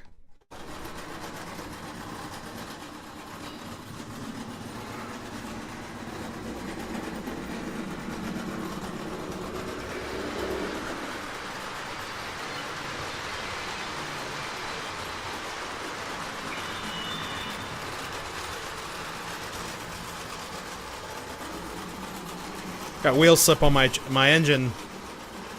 Just doing smoko. Look at all those smokos. Perfect smokos. But yeah, the train's getting stuck. So I think it's just too much weight for her, unfortunately. So I'll have to switch it out. Nah, it's just too much weight. As soon as I added that Penn Central car, it's just like, it was like, nah, I'm not doing it. But yes, we do have a Shake Shack. I'll do a short on that too. This will be pretty cool. Workbench Wednesdays with, oh, Ryan from INL. Sweet. Schedule conflict. Yeah, I'll have to check that out. Like, I love watching your guys' show. It's always great seeing the new products and just seeing what you guys are up to. Your railroad antics. Opening up all the new toys, you know. It's pretty sweet. Oh god, yeah, exactly. The counterweight of the Penn Central car. Yeah, I'll take that car out. It's just too darn heavy. But the 080s are great. They're great little runners. I've had mine, like I said, 2010. So, wow, 12 years old already. That's crazy. And it runs.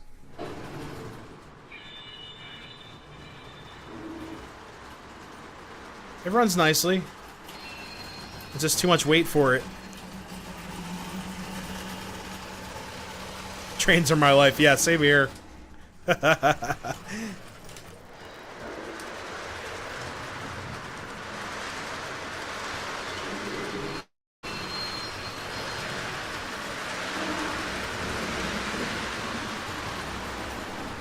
See, I'll give it a boost.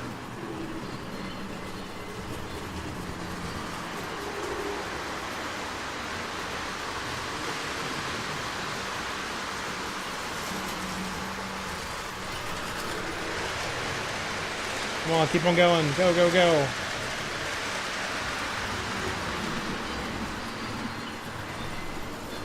Yeah, it's just getting stuck. No. Go, go, go. So I can back her up.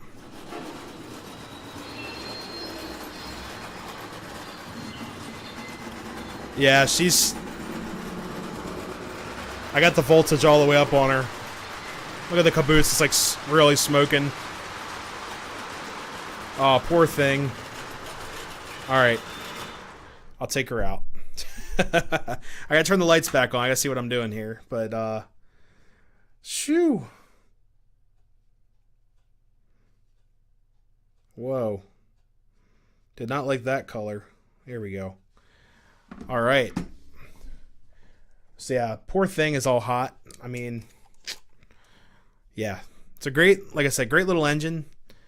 But a little too much work for her. Yeah, I think the traction tires, or maybe it got some oil on them or something. I don't know. But that was pretty funny. We get something else on the track. Time for the turbine. We can. That'll work. Oops, we get this unhooked. Here we go. Oh, man. 080 needs to be a double header. Yeah, that'll work. Wish I could run the K4, but my K4, the fan impeller needs to be pushed back down. It's scraping the top of the smoke unit there, so I don't want to do that. Here, I'll find something else on the shelf. I might just use... let's see, I'll get something else. We'll get something post-war.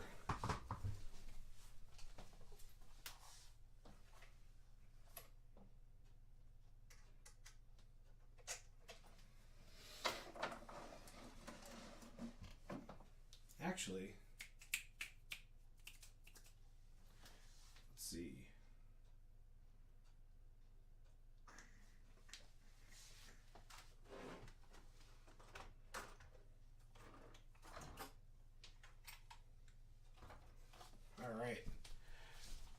All right, guys. Yeah, we'll get 736 with the whistle tender. Now, before with the power issue I had, I couldn't run my whistle tenders because the power would cut out. But now with the new and improved, what do you call it? The Power Master instead of the TPC, this should work really well. So we'll be able to hear some old post-war whistle action going around the track. Get her all hooked up here. There we go. Let's see how she does.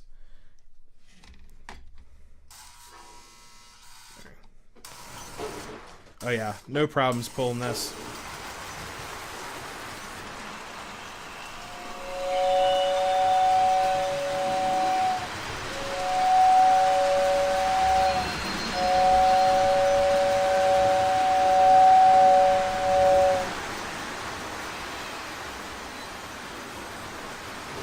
There we go.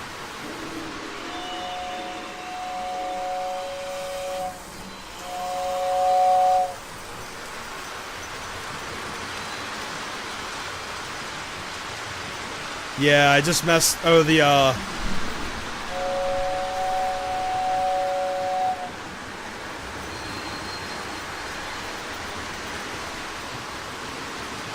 There we go.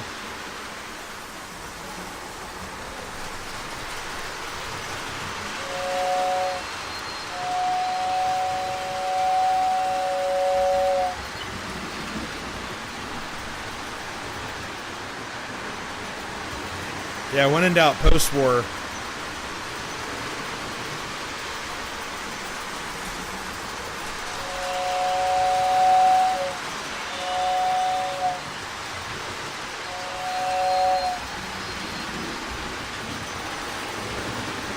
Hey, George, thank you so much for coming in. Have a great week.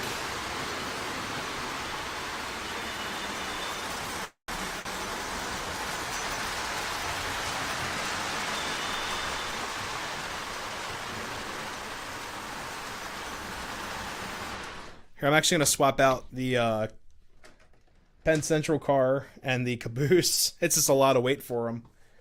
I'll put that off the side, and then I'll grab a... Shoo, caboose is hot. Real hot. Got to burn all that smoke. I'll just throw on this other Pennsy caboose that I got right here. And this is an excellent caboose. Oh, let's see. It's actually a Rail King caboose that I got with a starter set years ago. Whoops, got to reset her.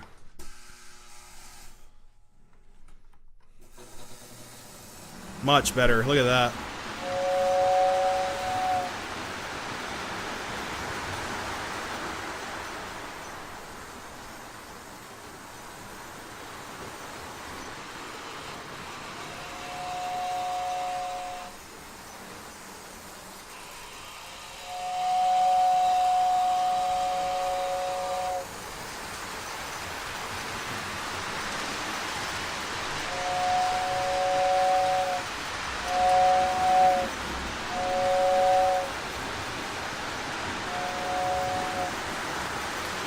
I love these post-war whistles. It's awesome.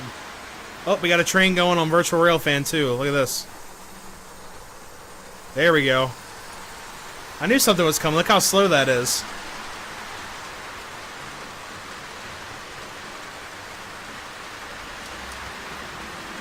The leader engine on there, I think, might be an SD60. That's pretty cool. Hey, Sean, thank you so much for stopping in. Hopefully I'll see you soon.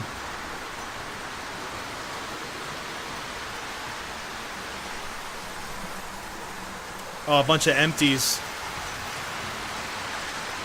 Here, we'll go back trackside.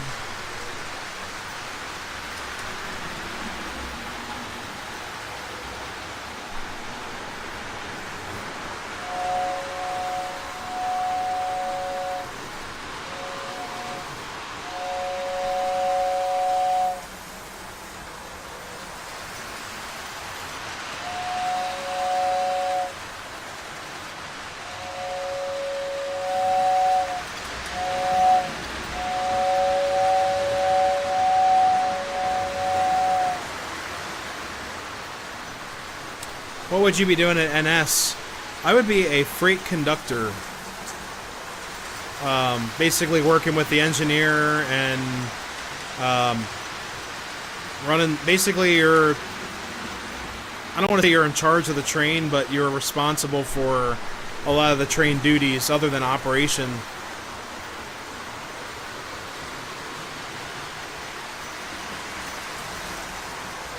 Shoo, look at that. When in doubt, post-war. Can't go wrong with post-war.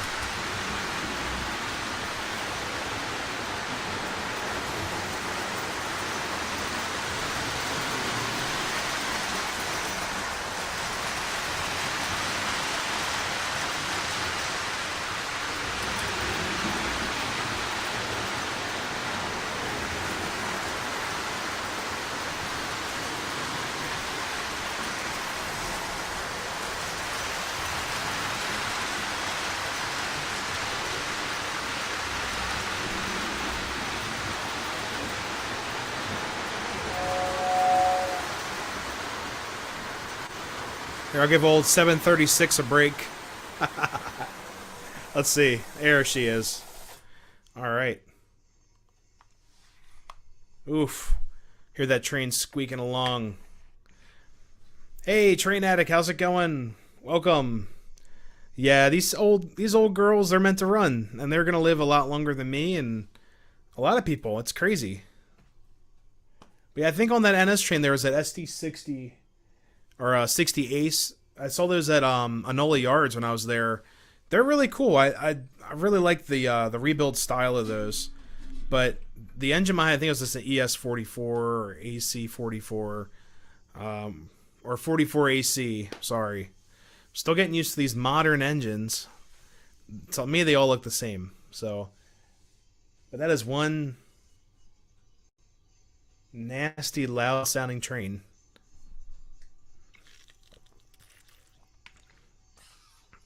$681 turbine. I've just bought one of those. I love it. They're so cool. Been in my family since it was brand new in 1951. Yeah, mine. It's a 50 or 51. Just picked it up from a Great Scale Train Show, and that thing runs like crazy. I love it. It's such a fun runner. We can run that. It's only 10 o'clock. We can run that. Yeah, it definitely made the last. Iron Horse Productions, welcome, welcome. They don't stop, but when they do, you can fix them. Hopefully. But yeah, for the most part, you can fix them. Even like catastrophic fails and everything. I did get one thing from the train show. I'll show you guys. I got a testing stand for locomotives so I can test out my engines. I got to mess with this kit. I'm actually going to do a video for them and post it up there. But it's a little test kit. You can pin up your engines or put them up on bricks pretty much and just run them. So you can run, troubleshoot and things like that, rather than flipping it upside down and worrying about scratching your shells and stuff. I do have a piece of bubble wrap that I carry under my workbench to put down if I'm going to test something. But this, you just put it right on the track and it runs like a treadmill without the rollers or any of that stuff. Uh-oh. Oof, Brine Rock. Yeah, I hate the dentist, man. I really do. They're awful.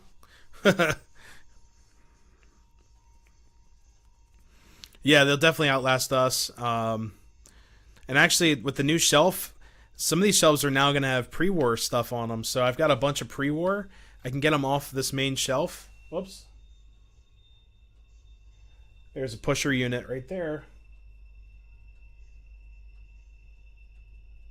Sweet. Oh, there's a train. There's a train behind the train. So you're seeing one train go that way. And there's another train behind it going that way as well. They can pull a house. How do you stream with the virtual railfan cam and streaming at the same time? This is on a different computer. Totally different computer, just streaming it for fun. I'm not trying to make, another video using that or anything like that. So I'm just having it in the background and just for conversation, just hanging out. I love Virtual Railfan. It's like free advertisement for them, if anything. So if you guys haven't checked them out, check out Virtual Railfan. You guys will have fun. There's cameras all over the United States. But yeah, this is all on a different computer. Just hanging out. I got a desktop up here if I ever want to play video games or something. This is my kingdom up here. Oh, I wonder if a $2,000 Legacy will still run in 80 years. I don't know. I don't know. Super long passenger train. No, no, those were empty. I forgot what they call them. They're not skeleton cars, but I forgot what they call the empty. What do you call it? Empty intermodal cars. I forgot what they call those. Oh, sweet. Washington live cam on another tab. That's awesome. Pretty cool. Yeah, I just love having it in the background. It's really cool just to hear your trains and see trains. You never know, you might see something really cool, like when we were watching what was it? The one stream we watched 1 week, I think it was at La Plata. And that was crazy because they have a crossing, they blast the horn, and they just go flying through. I will say Macungie, Pennsylvania needs a virtual rail fan. They really do. I was there last Saturday. Absolutely insane. Just trains every 10, 15 minutes usually. And I actually, on the way home, I went to a Wawa to fill up my car. And I actually heard a horn. I was tempted to go back to the tracks and catch it, but no, it was too late. You could use a Raspberry Pi. Correct. Yeah, this is a full tower up here. Good old tower. Cincinnati's Queensgate Yard. I've heard of Queensgate. That's a very busy yard too. Or Enola Yards. Enola is extremely busy. Oh, wow. South of Lewis County. Okay. Yeah, Ohio. Yeah, Ohio's got tons of trains. Lots of trains. All right, Union Terminal. Yeah, there's I'm surprised there's not a lot more cameras up, in Pennsylvania, especially the Northeast Corridor. My God, you'd see trains all the time during the day, at least. Horseshoe Curve is very busy. You get trains pretty much 24/7. Excuse me, sorry guys. But yeah, it's Horseshoe Curve is my favorite just because it's Pennsylvania. Pennsylvania Railroad, so I'm kind of biased on that, but it's one of my favorites. Let's get we'll hook up the turbine. We'll get that rolling. So let me flip you guys trackside.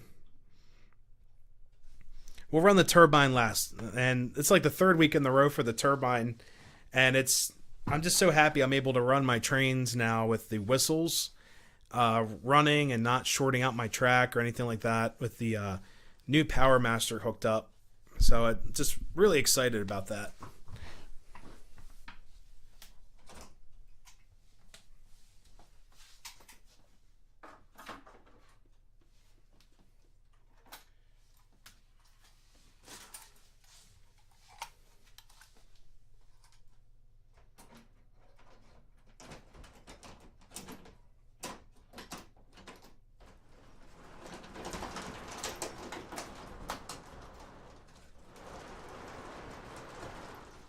Sweet. All right, she's all good. Ready to roll. Oh yeah, Bethlehem. Yeah, Bethlehem's great too. I'd love to go train spotting there sometime. The yard in Altoona around the our former PRR Junction. Oh, Juniata Shop. That's so Iron Horse. That's the same exact track.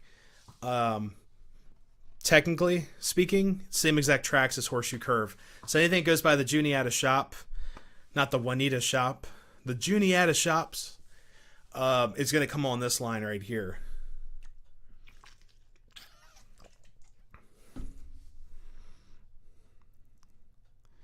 Yeah, that's funny. So Shipwright, I actually heard that from a guy who used to work for Conrail. So funny thing about Enola, got named by a telegrapher back when it was the middle of nowhere. Wow, it's the yard alone. Yes, and it's so funny because a guy I posted some pictures on my personal Facebook, just as like a background picture, and a friend of mine that's actually a guy I met while I was playing music. He commented on that. He said, "You realize that Enola sounds spelled backwards is alone," and they said back in the day when it was Conrail ran, he said that he would live in like a bunkhouse for a couple days and then basically get called out to run a train. So he said it was very lonely. So they used to call it the Lone Yard. It's kind of funny. Macungie is where I used to sit and watch the trains. Yeah, Harry, Macungie is amazing for watching trains. I was surprised. It is so cool. 2 more. Wow. All right, I get the turbine all hooked up. She looks great. Doesn't look that goofy with all these scale cars. It actually doesn't look that bad, but it's just post-war is just the amazing pieces here. So there it goes. Pittsburgh, Maine, yeah. It's gonna run in reverse first. Whoops.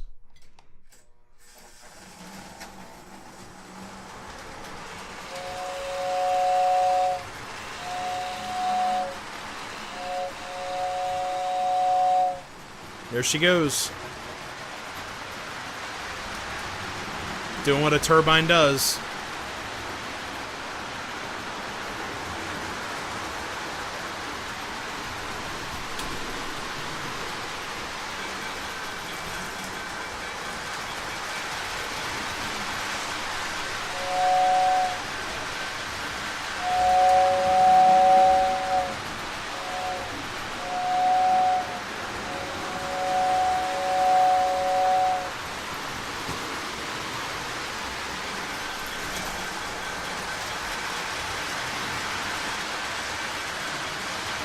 There she goes.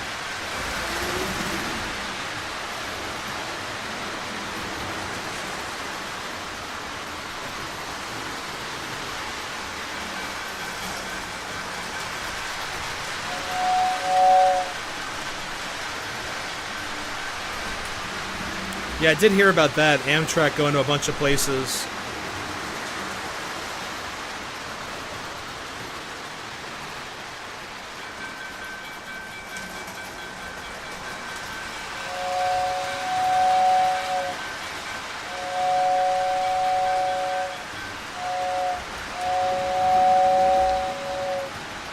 Yeah, Iron Horse, that'd be great. You could actually see 1361 get opened up on the main line.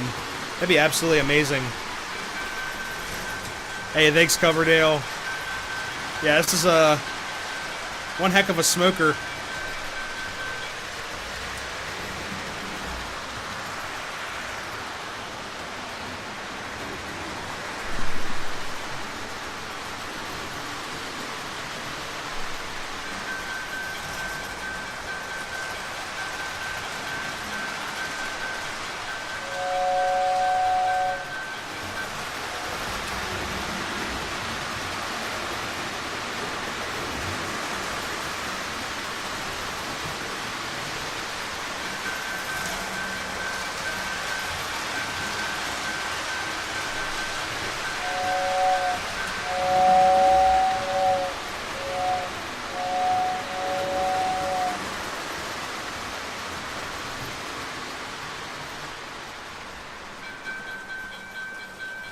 Brian Rock, I don't think so.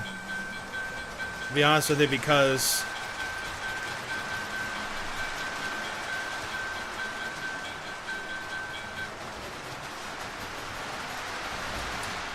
shoo. Yeah, I don't think Lehman Junction would ever get a train station because Amtrak is already between 2 other stations that are, I think they're 12 miles apart, something like that. But yeah, they already fly through there, so I don't think they would want to do that. But I wish. And it's funny. There's a bunch of videos back in the day. Here, let me get here. Let me switch cameras really quick. So there's a bunch of videos back in the day when they restored. I forget what GG1s they restored, but they did a restoration tour. And they actually pulled up the GG1s right next to 89 of Strasbourg, and you're able to go out and see the GG1s, and then they took off. And I forgot what they did. I think it was in the 80s. They did a Pensy restoration tour of those, or a heritage tour of those. It'd be so cool. Oh, Slycat's heading out. Good night. Hey, thank you so much for stopping in. Always great having you here. Always great having all you guys here.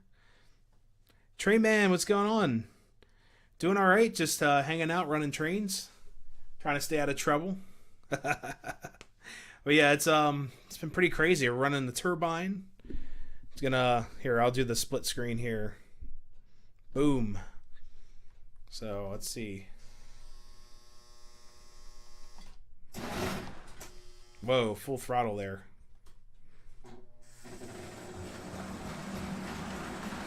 There we go.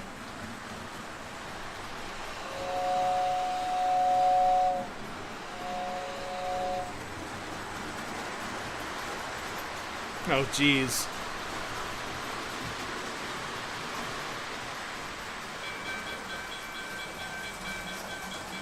Yeah, it's so funny. Yeah, wheel slip. The real turbine, apparently, it shot out so much smoke at slow speeds. They couldn't take it. It was like, no, it's too much. Hey, Radar, thank you so much for for stopping in. Hopefully, you have a great week. See you next time.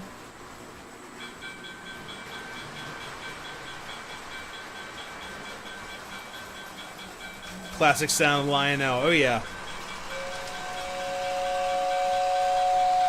Can't get enough of that. They're Weaver hoppers. So yeah, all the Conrails are Weavers. Just got those at Allentown. Actually, all the hoppers are Weavers in this line. Yeah, Magna traction. I just don't have Magna traction on these tracks because they're MTH.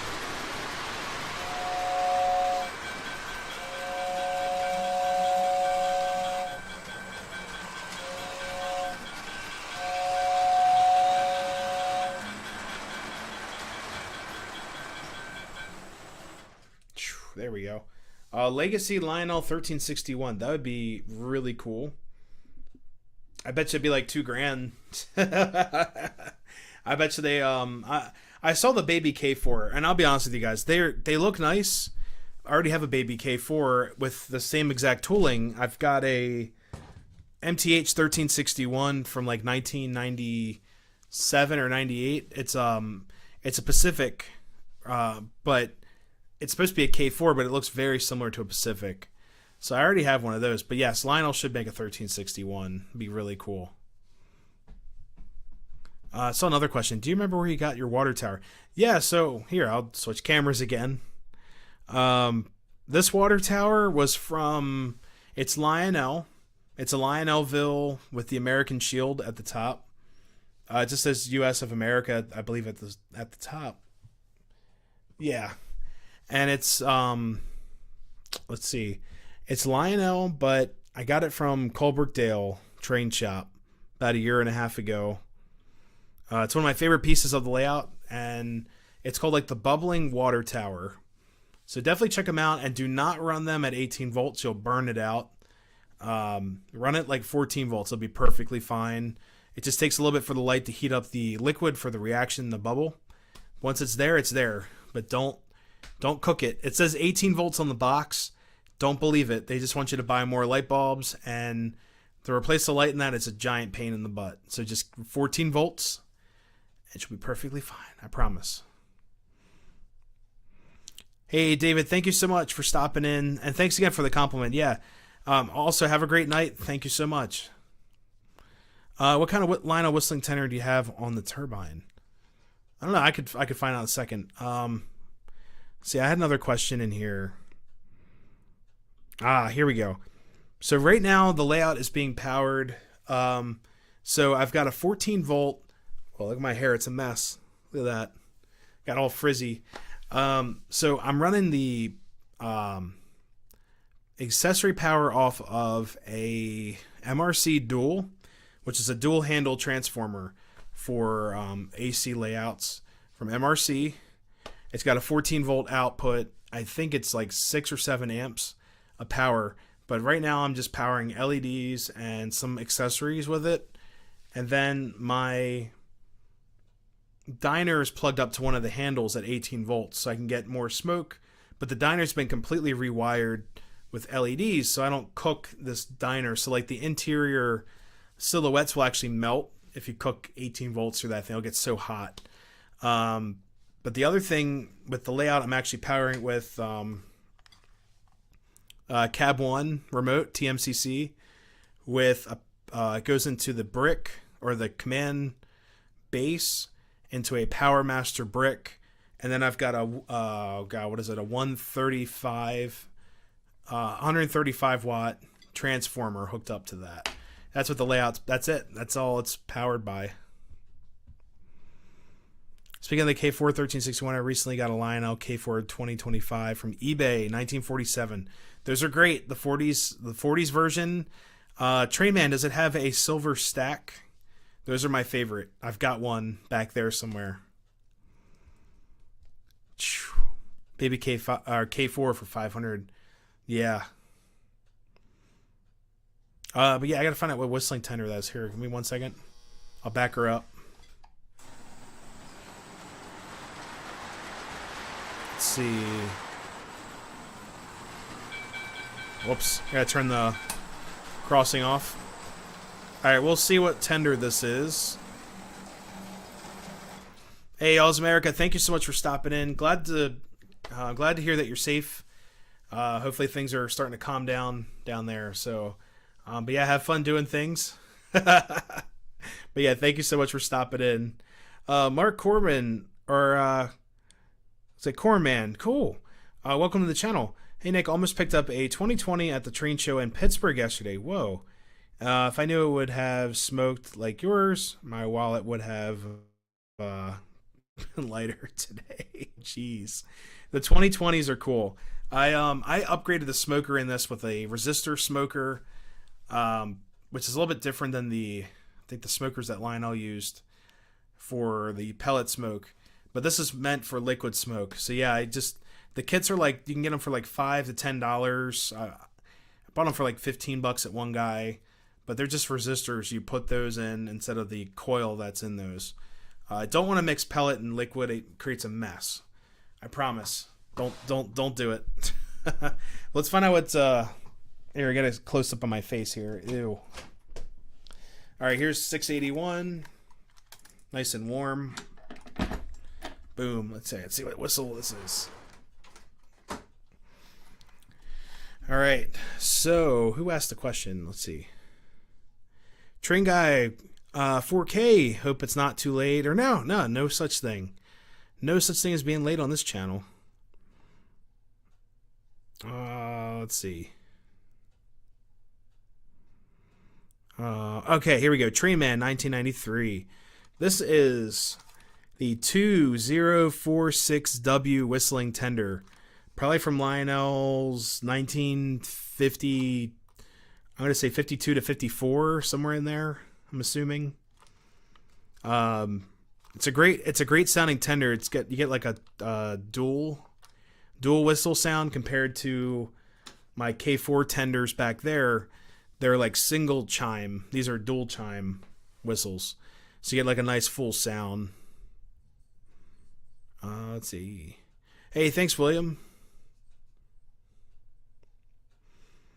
Florida Railroad Dog, the second level here, it is started. I just have to finish it.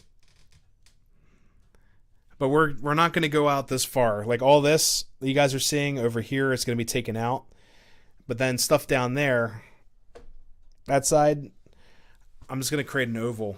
So, it'd be pretty cool.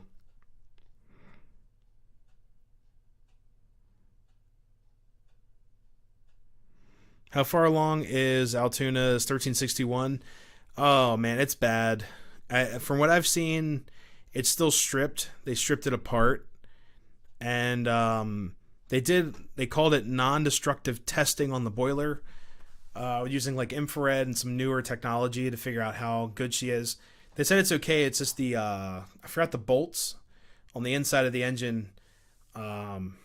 Forgot what they're called, but they basically are the bolts that withstand the pressure of the boiler. But they said it's a 30-year project. We'll have to see. I don't know about it. I have no idea what's going to happen. Let's see. Oh, sweet. You got the silver stack version. Came with the 2466WX.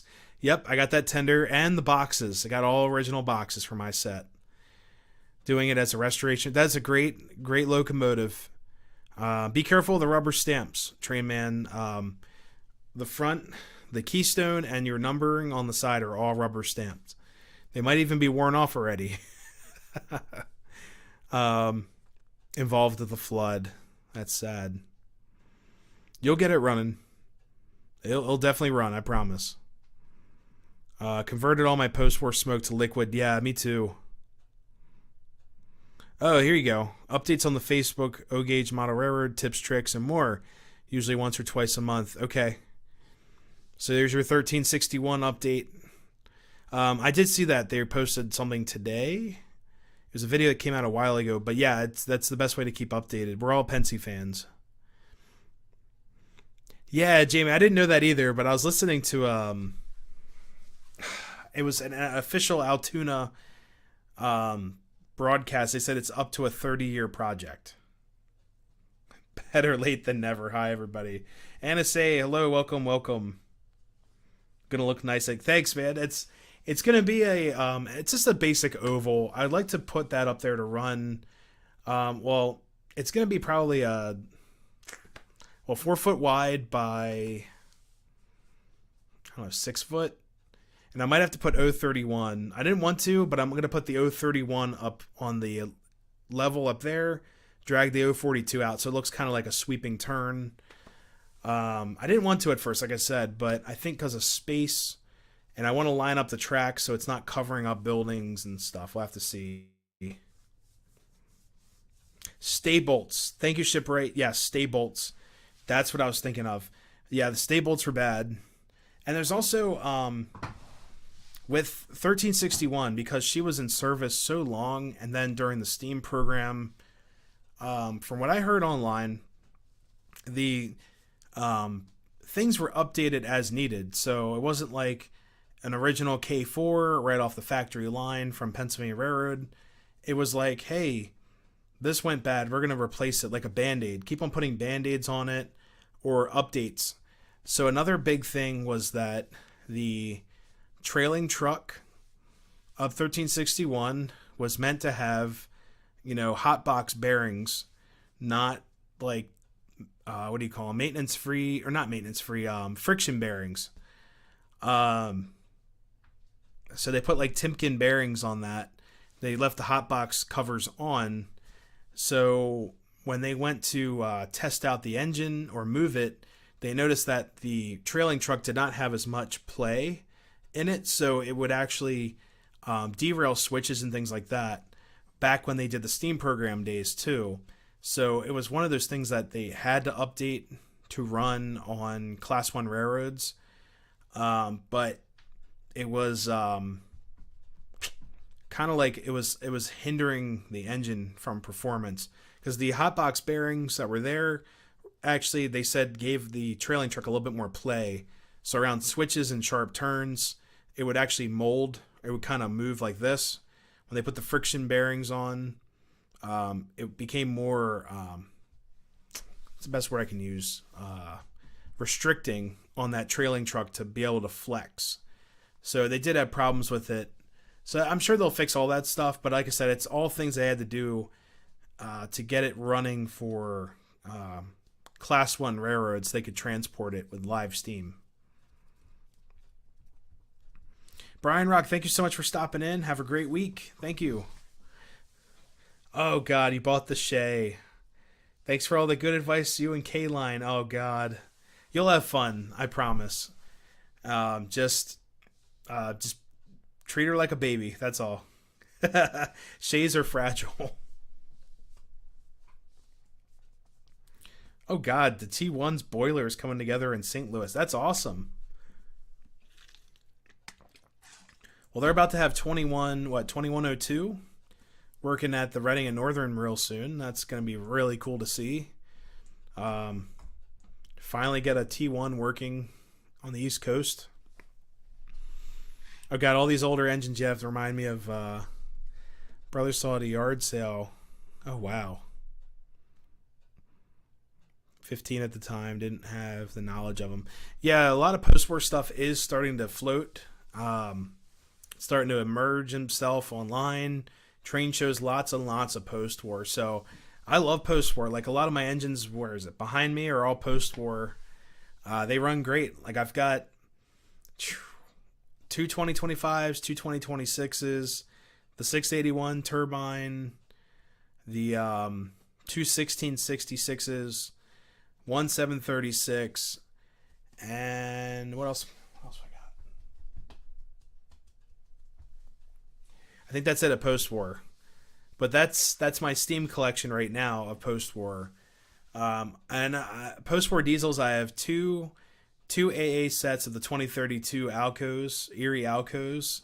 They're excellent. And then I have a 624 switcher. That's my favorite. So it's been a lot of fun. But guys, I'm gonna probably end the stream at 10:45, just because it's getting later. But we can run the turbine. Actually, I don't have any trains on the track right now. Oops. Is it hard to restore or update them? The smoke unit update takes like 10 minutes. Depending on what it is, you're actually going to spend more time. If it's like a 2026 or a 2025, you're going to spend more time shoving everything back in the front end of the train than doing the work itself. But the smoke, look, I'll be honest with you guys. Anyone looking to get into post-war and restoration projects, get yourself a 681 turbine, a 2020, or the 682 turbine. Get yourself a to fix. This comes out with like 3 or 4 screws. Then you have to find a way to take off the pilot truck, or the trailing truck comes off with a screw. The front kind of have to finagle with it.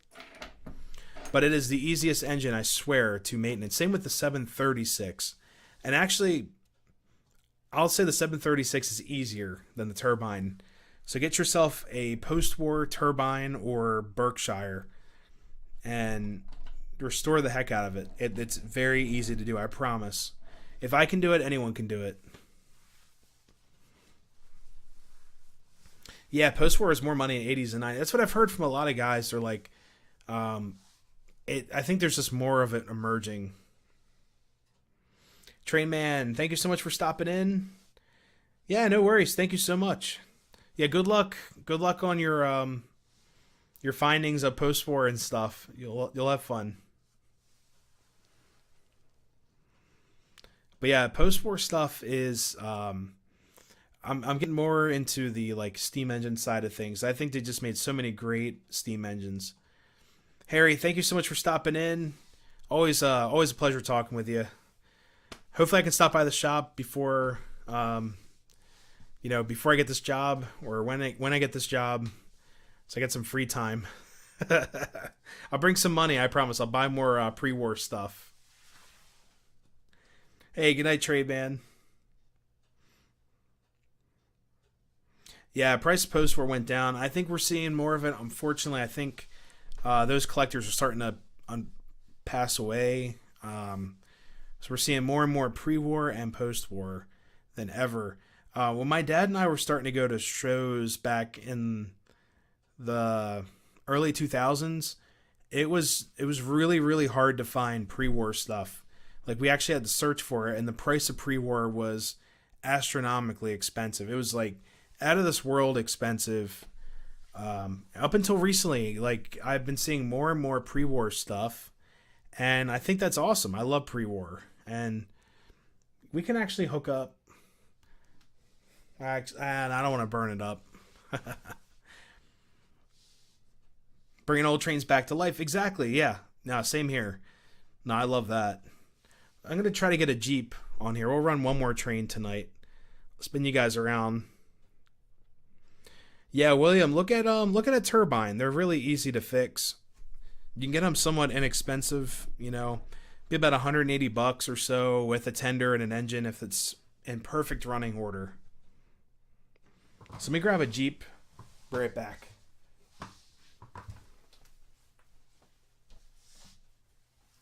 Well, here we go.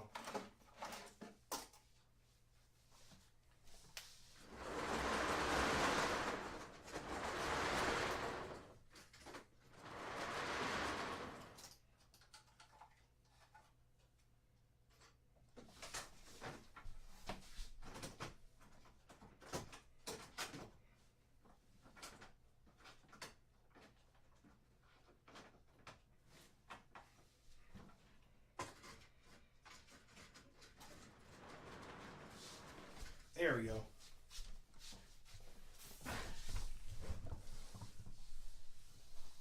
You guys got me on a post-war craze, so I hooked up the old Boston and Maine. There we go.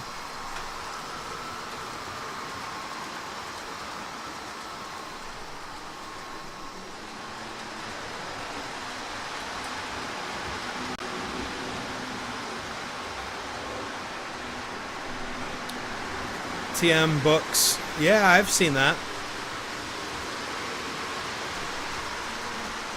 Wow, 350 in the 90s. Jeez. Yeah, I actually had to rebuild this Boston and Maine GP9.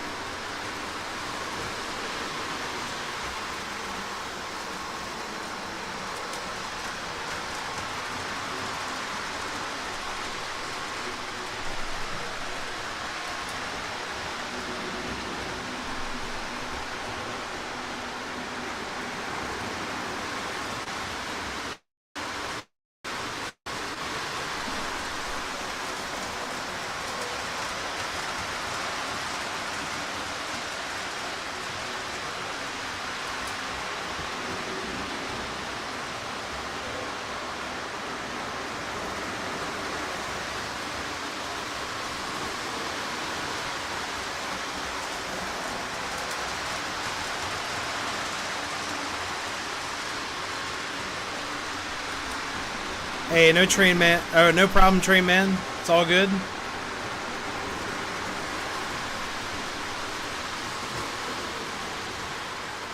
Yeah, I gotta love post-war. This stuff's great.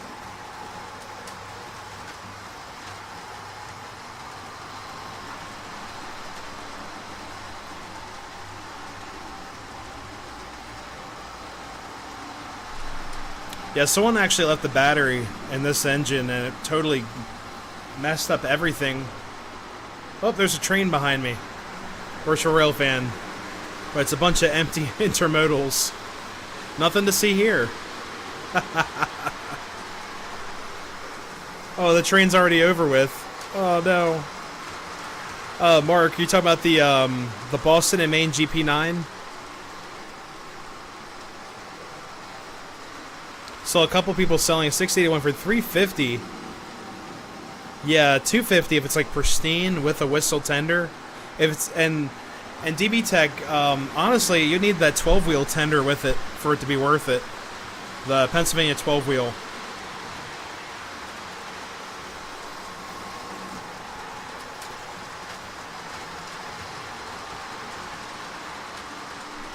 But yeah, Mark, I did do a video on this Boston and Maine GP9.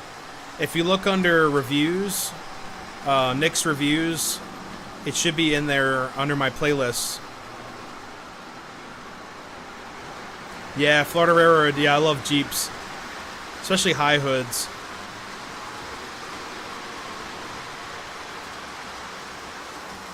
Yeah, Shipwright pre-war is. I like the fantasy paint schemes. I just think they're so cool. Oh, 150 top. Oh, jeez.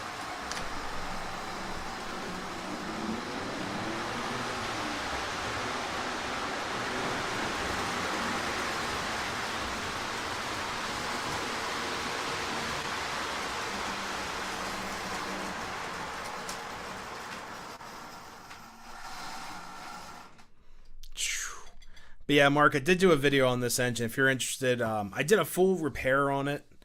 It was a pain. I actually had to retap. So where the screws are for the mounts. Oh, I think we're frozen. Oh, the camera froze.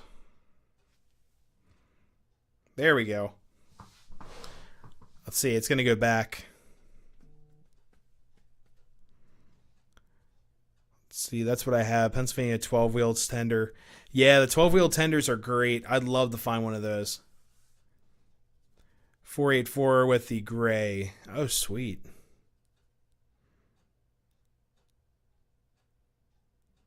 Yeah, so William, I actually, with this engine, so I had to do so much work. So the front, this is not the original screw on the front. You'll see it's like a lot larger. It kind of sticks out. It's kind of hard to see. Let me turn the light on the camera. Um, but yes, those are LEDs because the original light bulb sockets, the sockets on there. So there's like two sockets. You have the front or the rear and front of the engine. So the light bulb sockets were actually melted because someone left the battery in. The battery is for the horn circuit. So the little, what do you call it? Relay clicks, and that supplies a little, like a DC voltage to the horn. But the thing is, these horns used a lot less power back in the day. Well, sorry, the DC pulse closes the relay. There we go. And then it picks up the AC off the track. Well, instead of picking up the AC off the track, the relay would close the circuit and the battery would power this little like bicycle horn. They call it a Bell Alarm Systems horn. And someone lit the battery, which is very common. The battery exploded, melted all the inside. I had to restore this engine from scratch. The shell was also cracked, like someone dropped it. So I actually had to re-glue the shell together. And then the pins where the shell is held on, that the screws go through these little slots. It slides right on top and screws go in. One of the pins behind it, where the light socket was, totally melted. So I actually ended up retapping one of the light socket posts and drive a screw through it. It's kind of nifty, but it works. And then I put all LEDs. I was like, I'm missing two light sockets because they melted off. So I put LEDs all in there. It looks, I think it looks kind of cool here. Like, even just in neutral.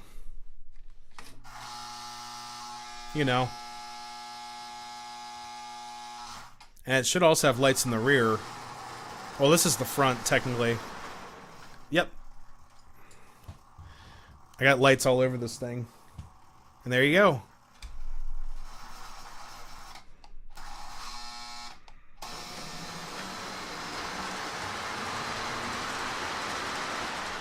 So I put lights up in the front, the rear, and then the cab. So it was a lot of fun doing that. If I run my 671 turbine at a slower speed, then it blows perfect smoke rings. Yeah, that's awesome. Yeah, they are great. Yeah, post-war. No worries. We all know what you're talking about. We're not gonna get mad at you. We're all, we're always learning. Hey, thank you so much. Yeah, if anyone's interested in watching that video, I did a review of the Boston and Maine GP9. If you'd love to check it out, you can actually see pictures of my restoration job. I believe I did pictures of it. It's been a while since I've looked at that video. It's been almost a year. But anyone looking into that, just to give you an idea of what I actually had to do to this engine before I reviewed it, it literally had all the bells and whistles back in the day, like especially with that horn. So, oh, liquid smoke conversion. I do not have a video on that. I should do one, shouldn't I? I just always talked about it, like, oh, I just bought this engine. I did a conversion. Mark, that's a great idea. I should do a video on that.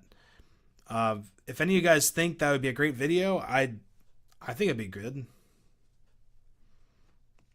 I have two MPC era GP9 bulbs. Yeah, the LEDs, these are fixed voltage LEDs. So after a certain voltage, they stay a certain brightness. They're from a company called Eva Model. You can get them on Amazon. They run at between, I think, 9 and 18 volts AC. But the only thing I have a problem with is that if you get a camera at the same, like, it picks up the frame rate of the LED. So sometimes you see like a refresh of the LED with the camera. That's the only complaint I have. But yeah, this GP9, I think it's from I want to say 59, 63, something like that. It's still considered post-war. But it was only made for, I think, 1 or 2 years. There's only one variation of it, and apparently it was very popular because of the paint scheme. So, Yeah. But guys, I'm gonna call the stream. It's 10:48. It's been an excellent stream. It's always awesome hanging out with you guys. Talking. I always say talking shop about trains. Tomorrow I'm gonna work on the show video. Get that up on the interwebs. Yeah, I think you guys are gonna like some of the other things I bought. They're really cool, and I also have to work on building my train treadmill to show you guys exactly what it does. So it should be pretty cool. But I want to thank you guys for joining me on the stream. Hey, thanks guys. Oh, smoking again. Yeah, it's always fun. And this weekend I will be at the Bernie's Model Railroad train meet at the Scranton, I think it's called Scranton East Hilton Hotel. So if you guys are interested, it's a train show in Scranton, Pennsylvania. I'll be there. A bunch of YouTubers will be there hanging out. I probably won't buy anything. I'm probably just going to walk around and hang out, play with some trains. But yeah, I'll be there with Nikki for sure. We're going to do a road trip. It should be a lot of fun. Be nice to get out and about. But if you guys haven't yet, make sure you give the video a like or the stream a like. It really helps out. And until next time, everyone, see ya. Happy railroading. Have a great week. Stay safe. Stay warm or stay cold, depending where you are. But yeah, guys, I'll see you later. Have a good night. See ya.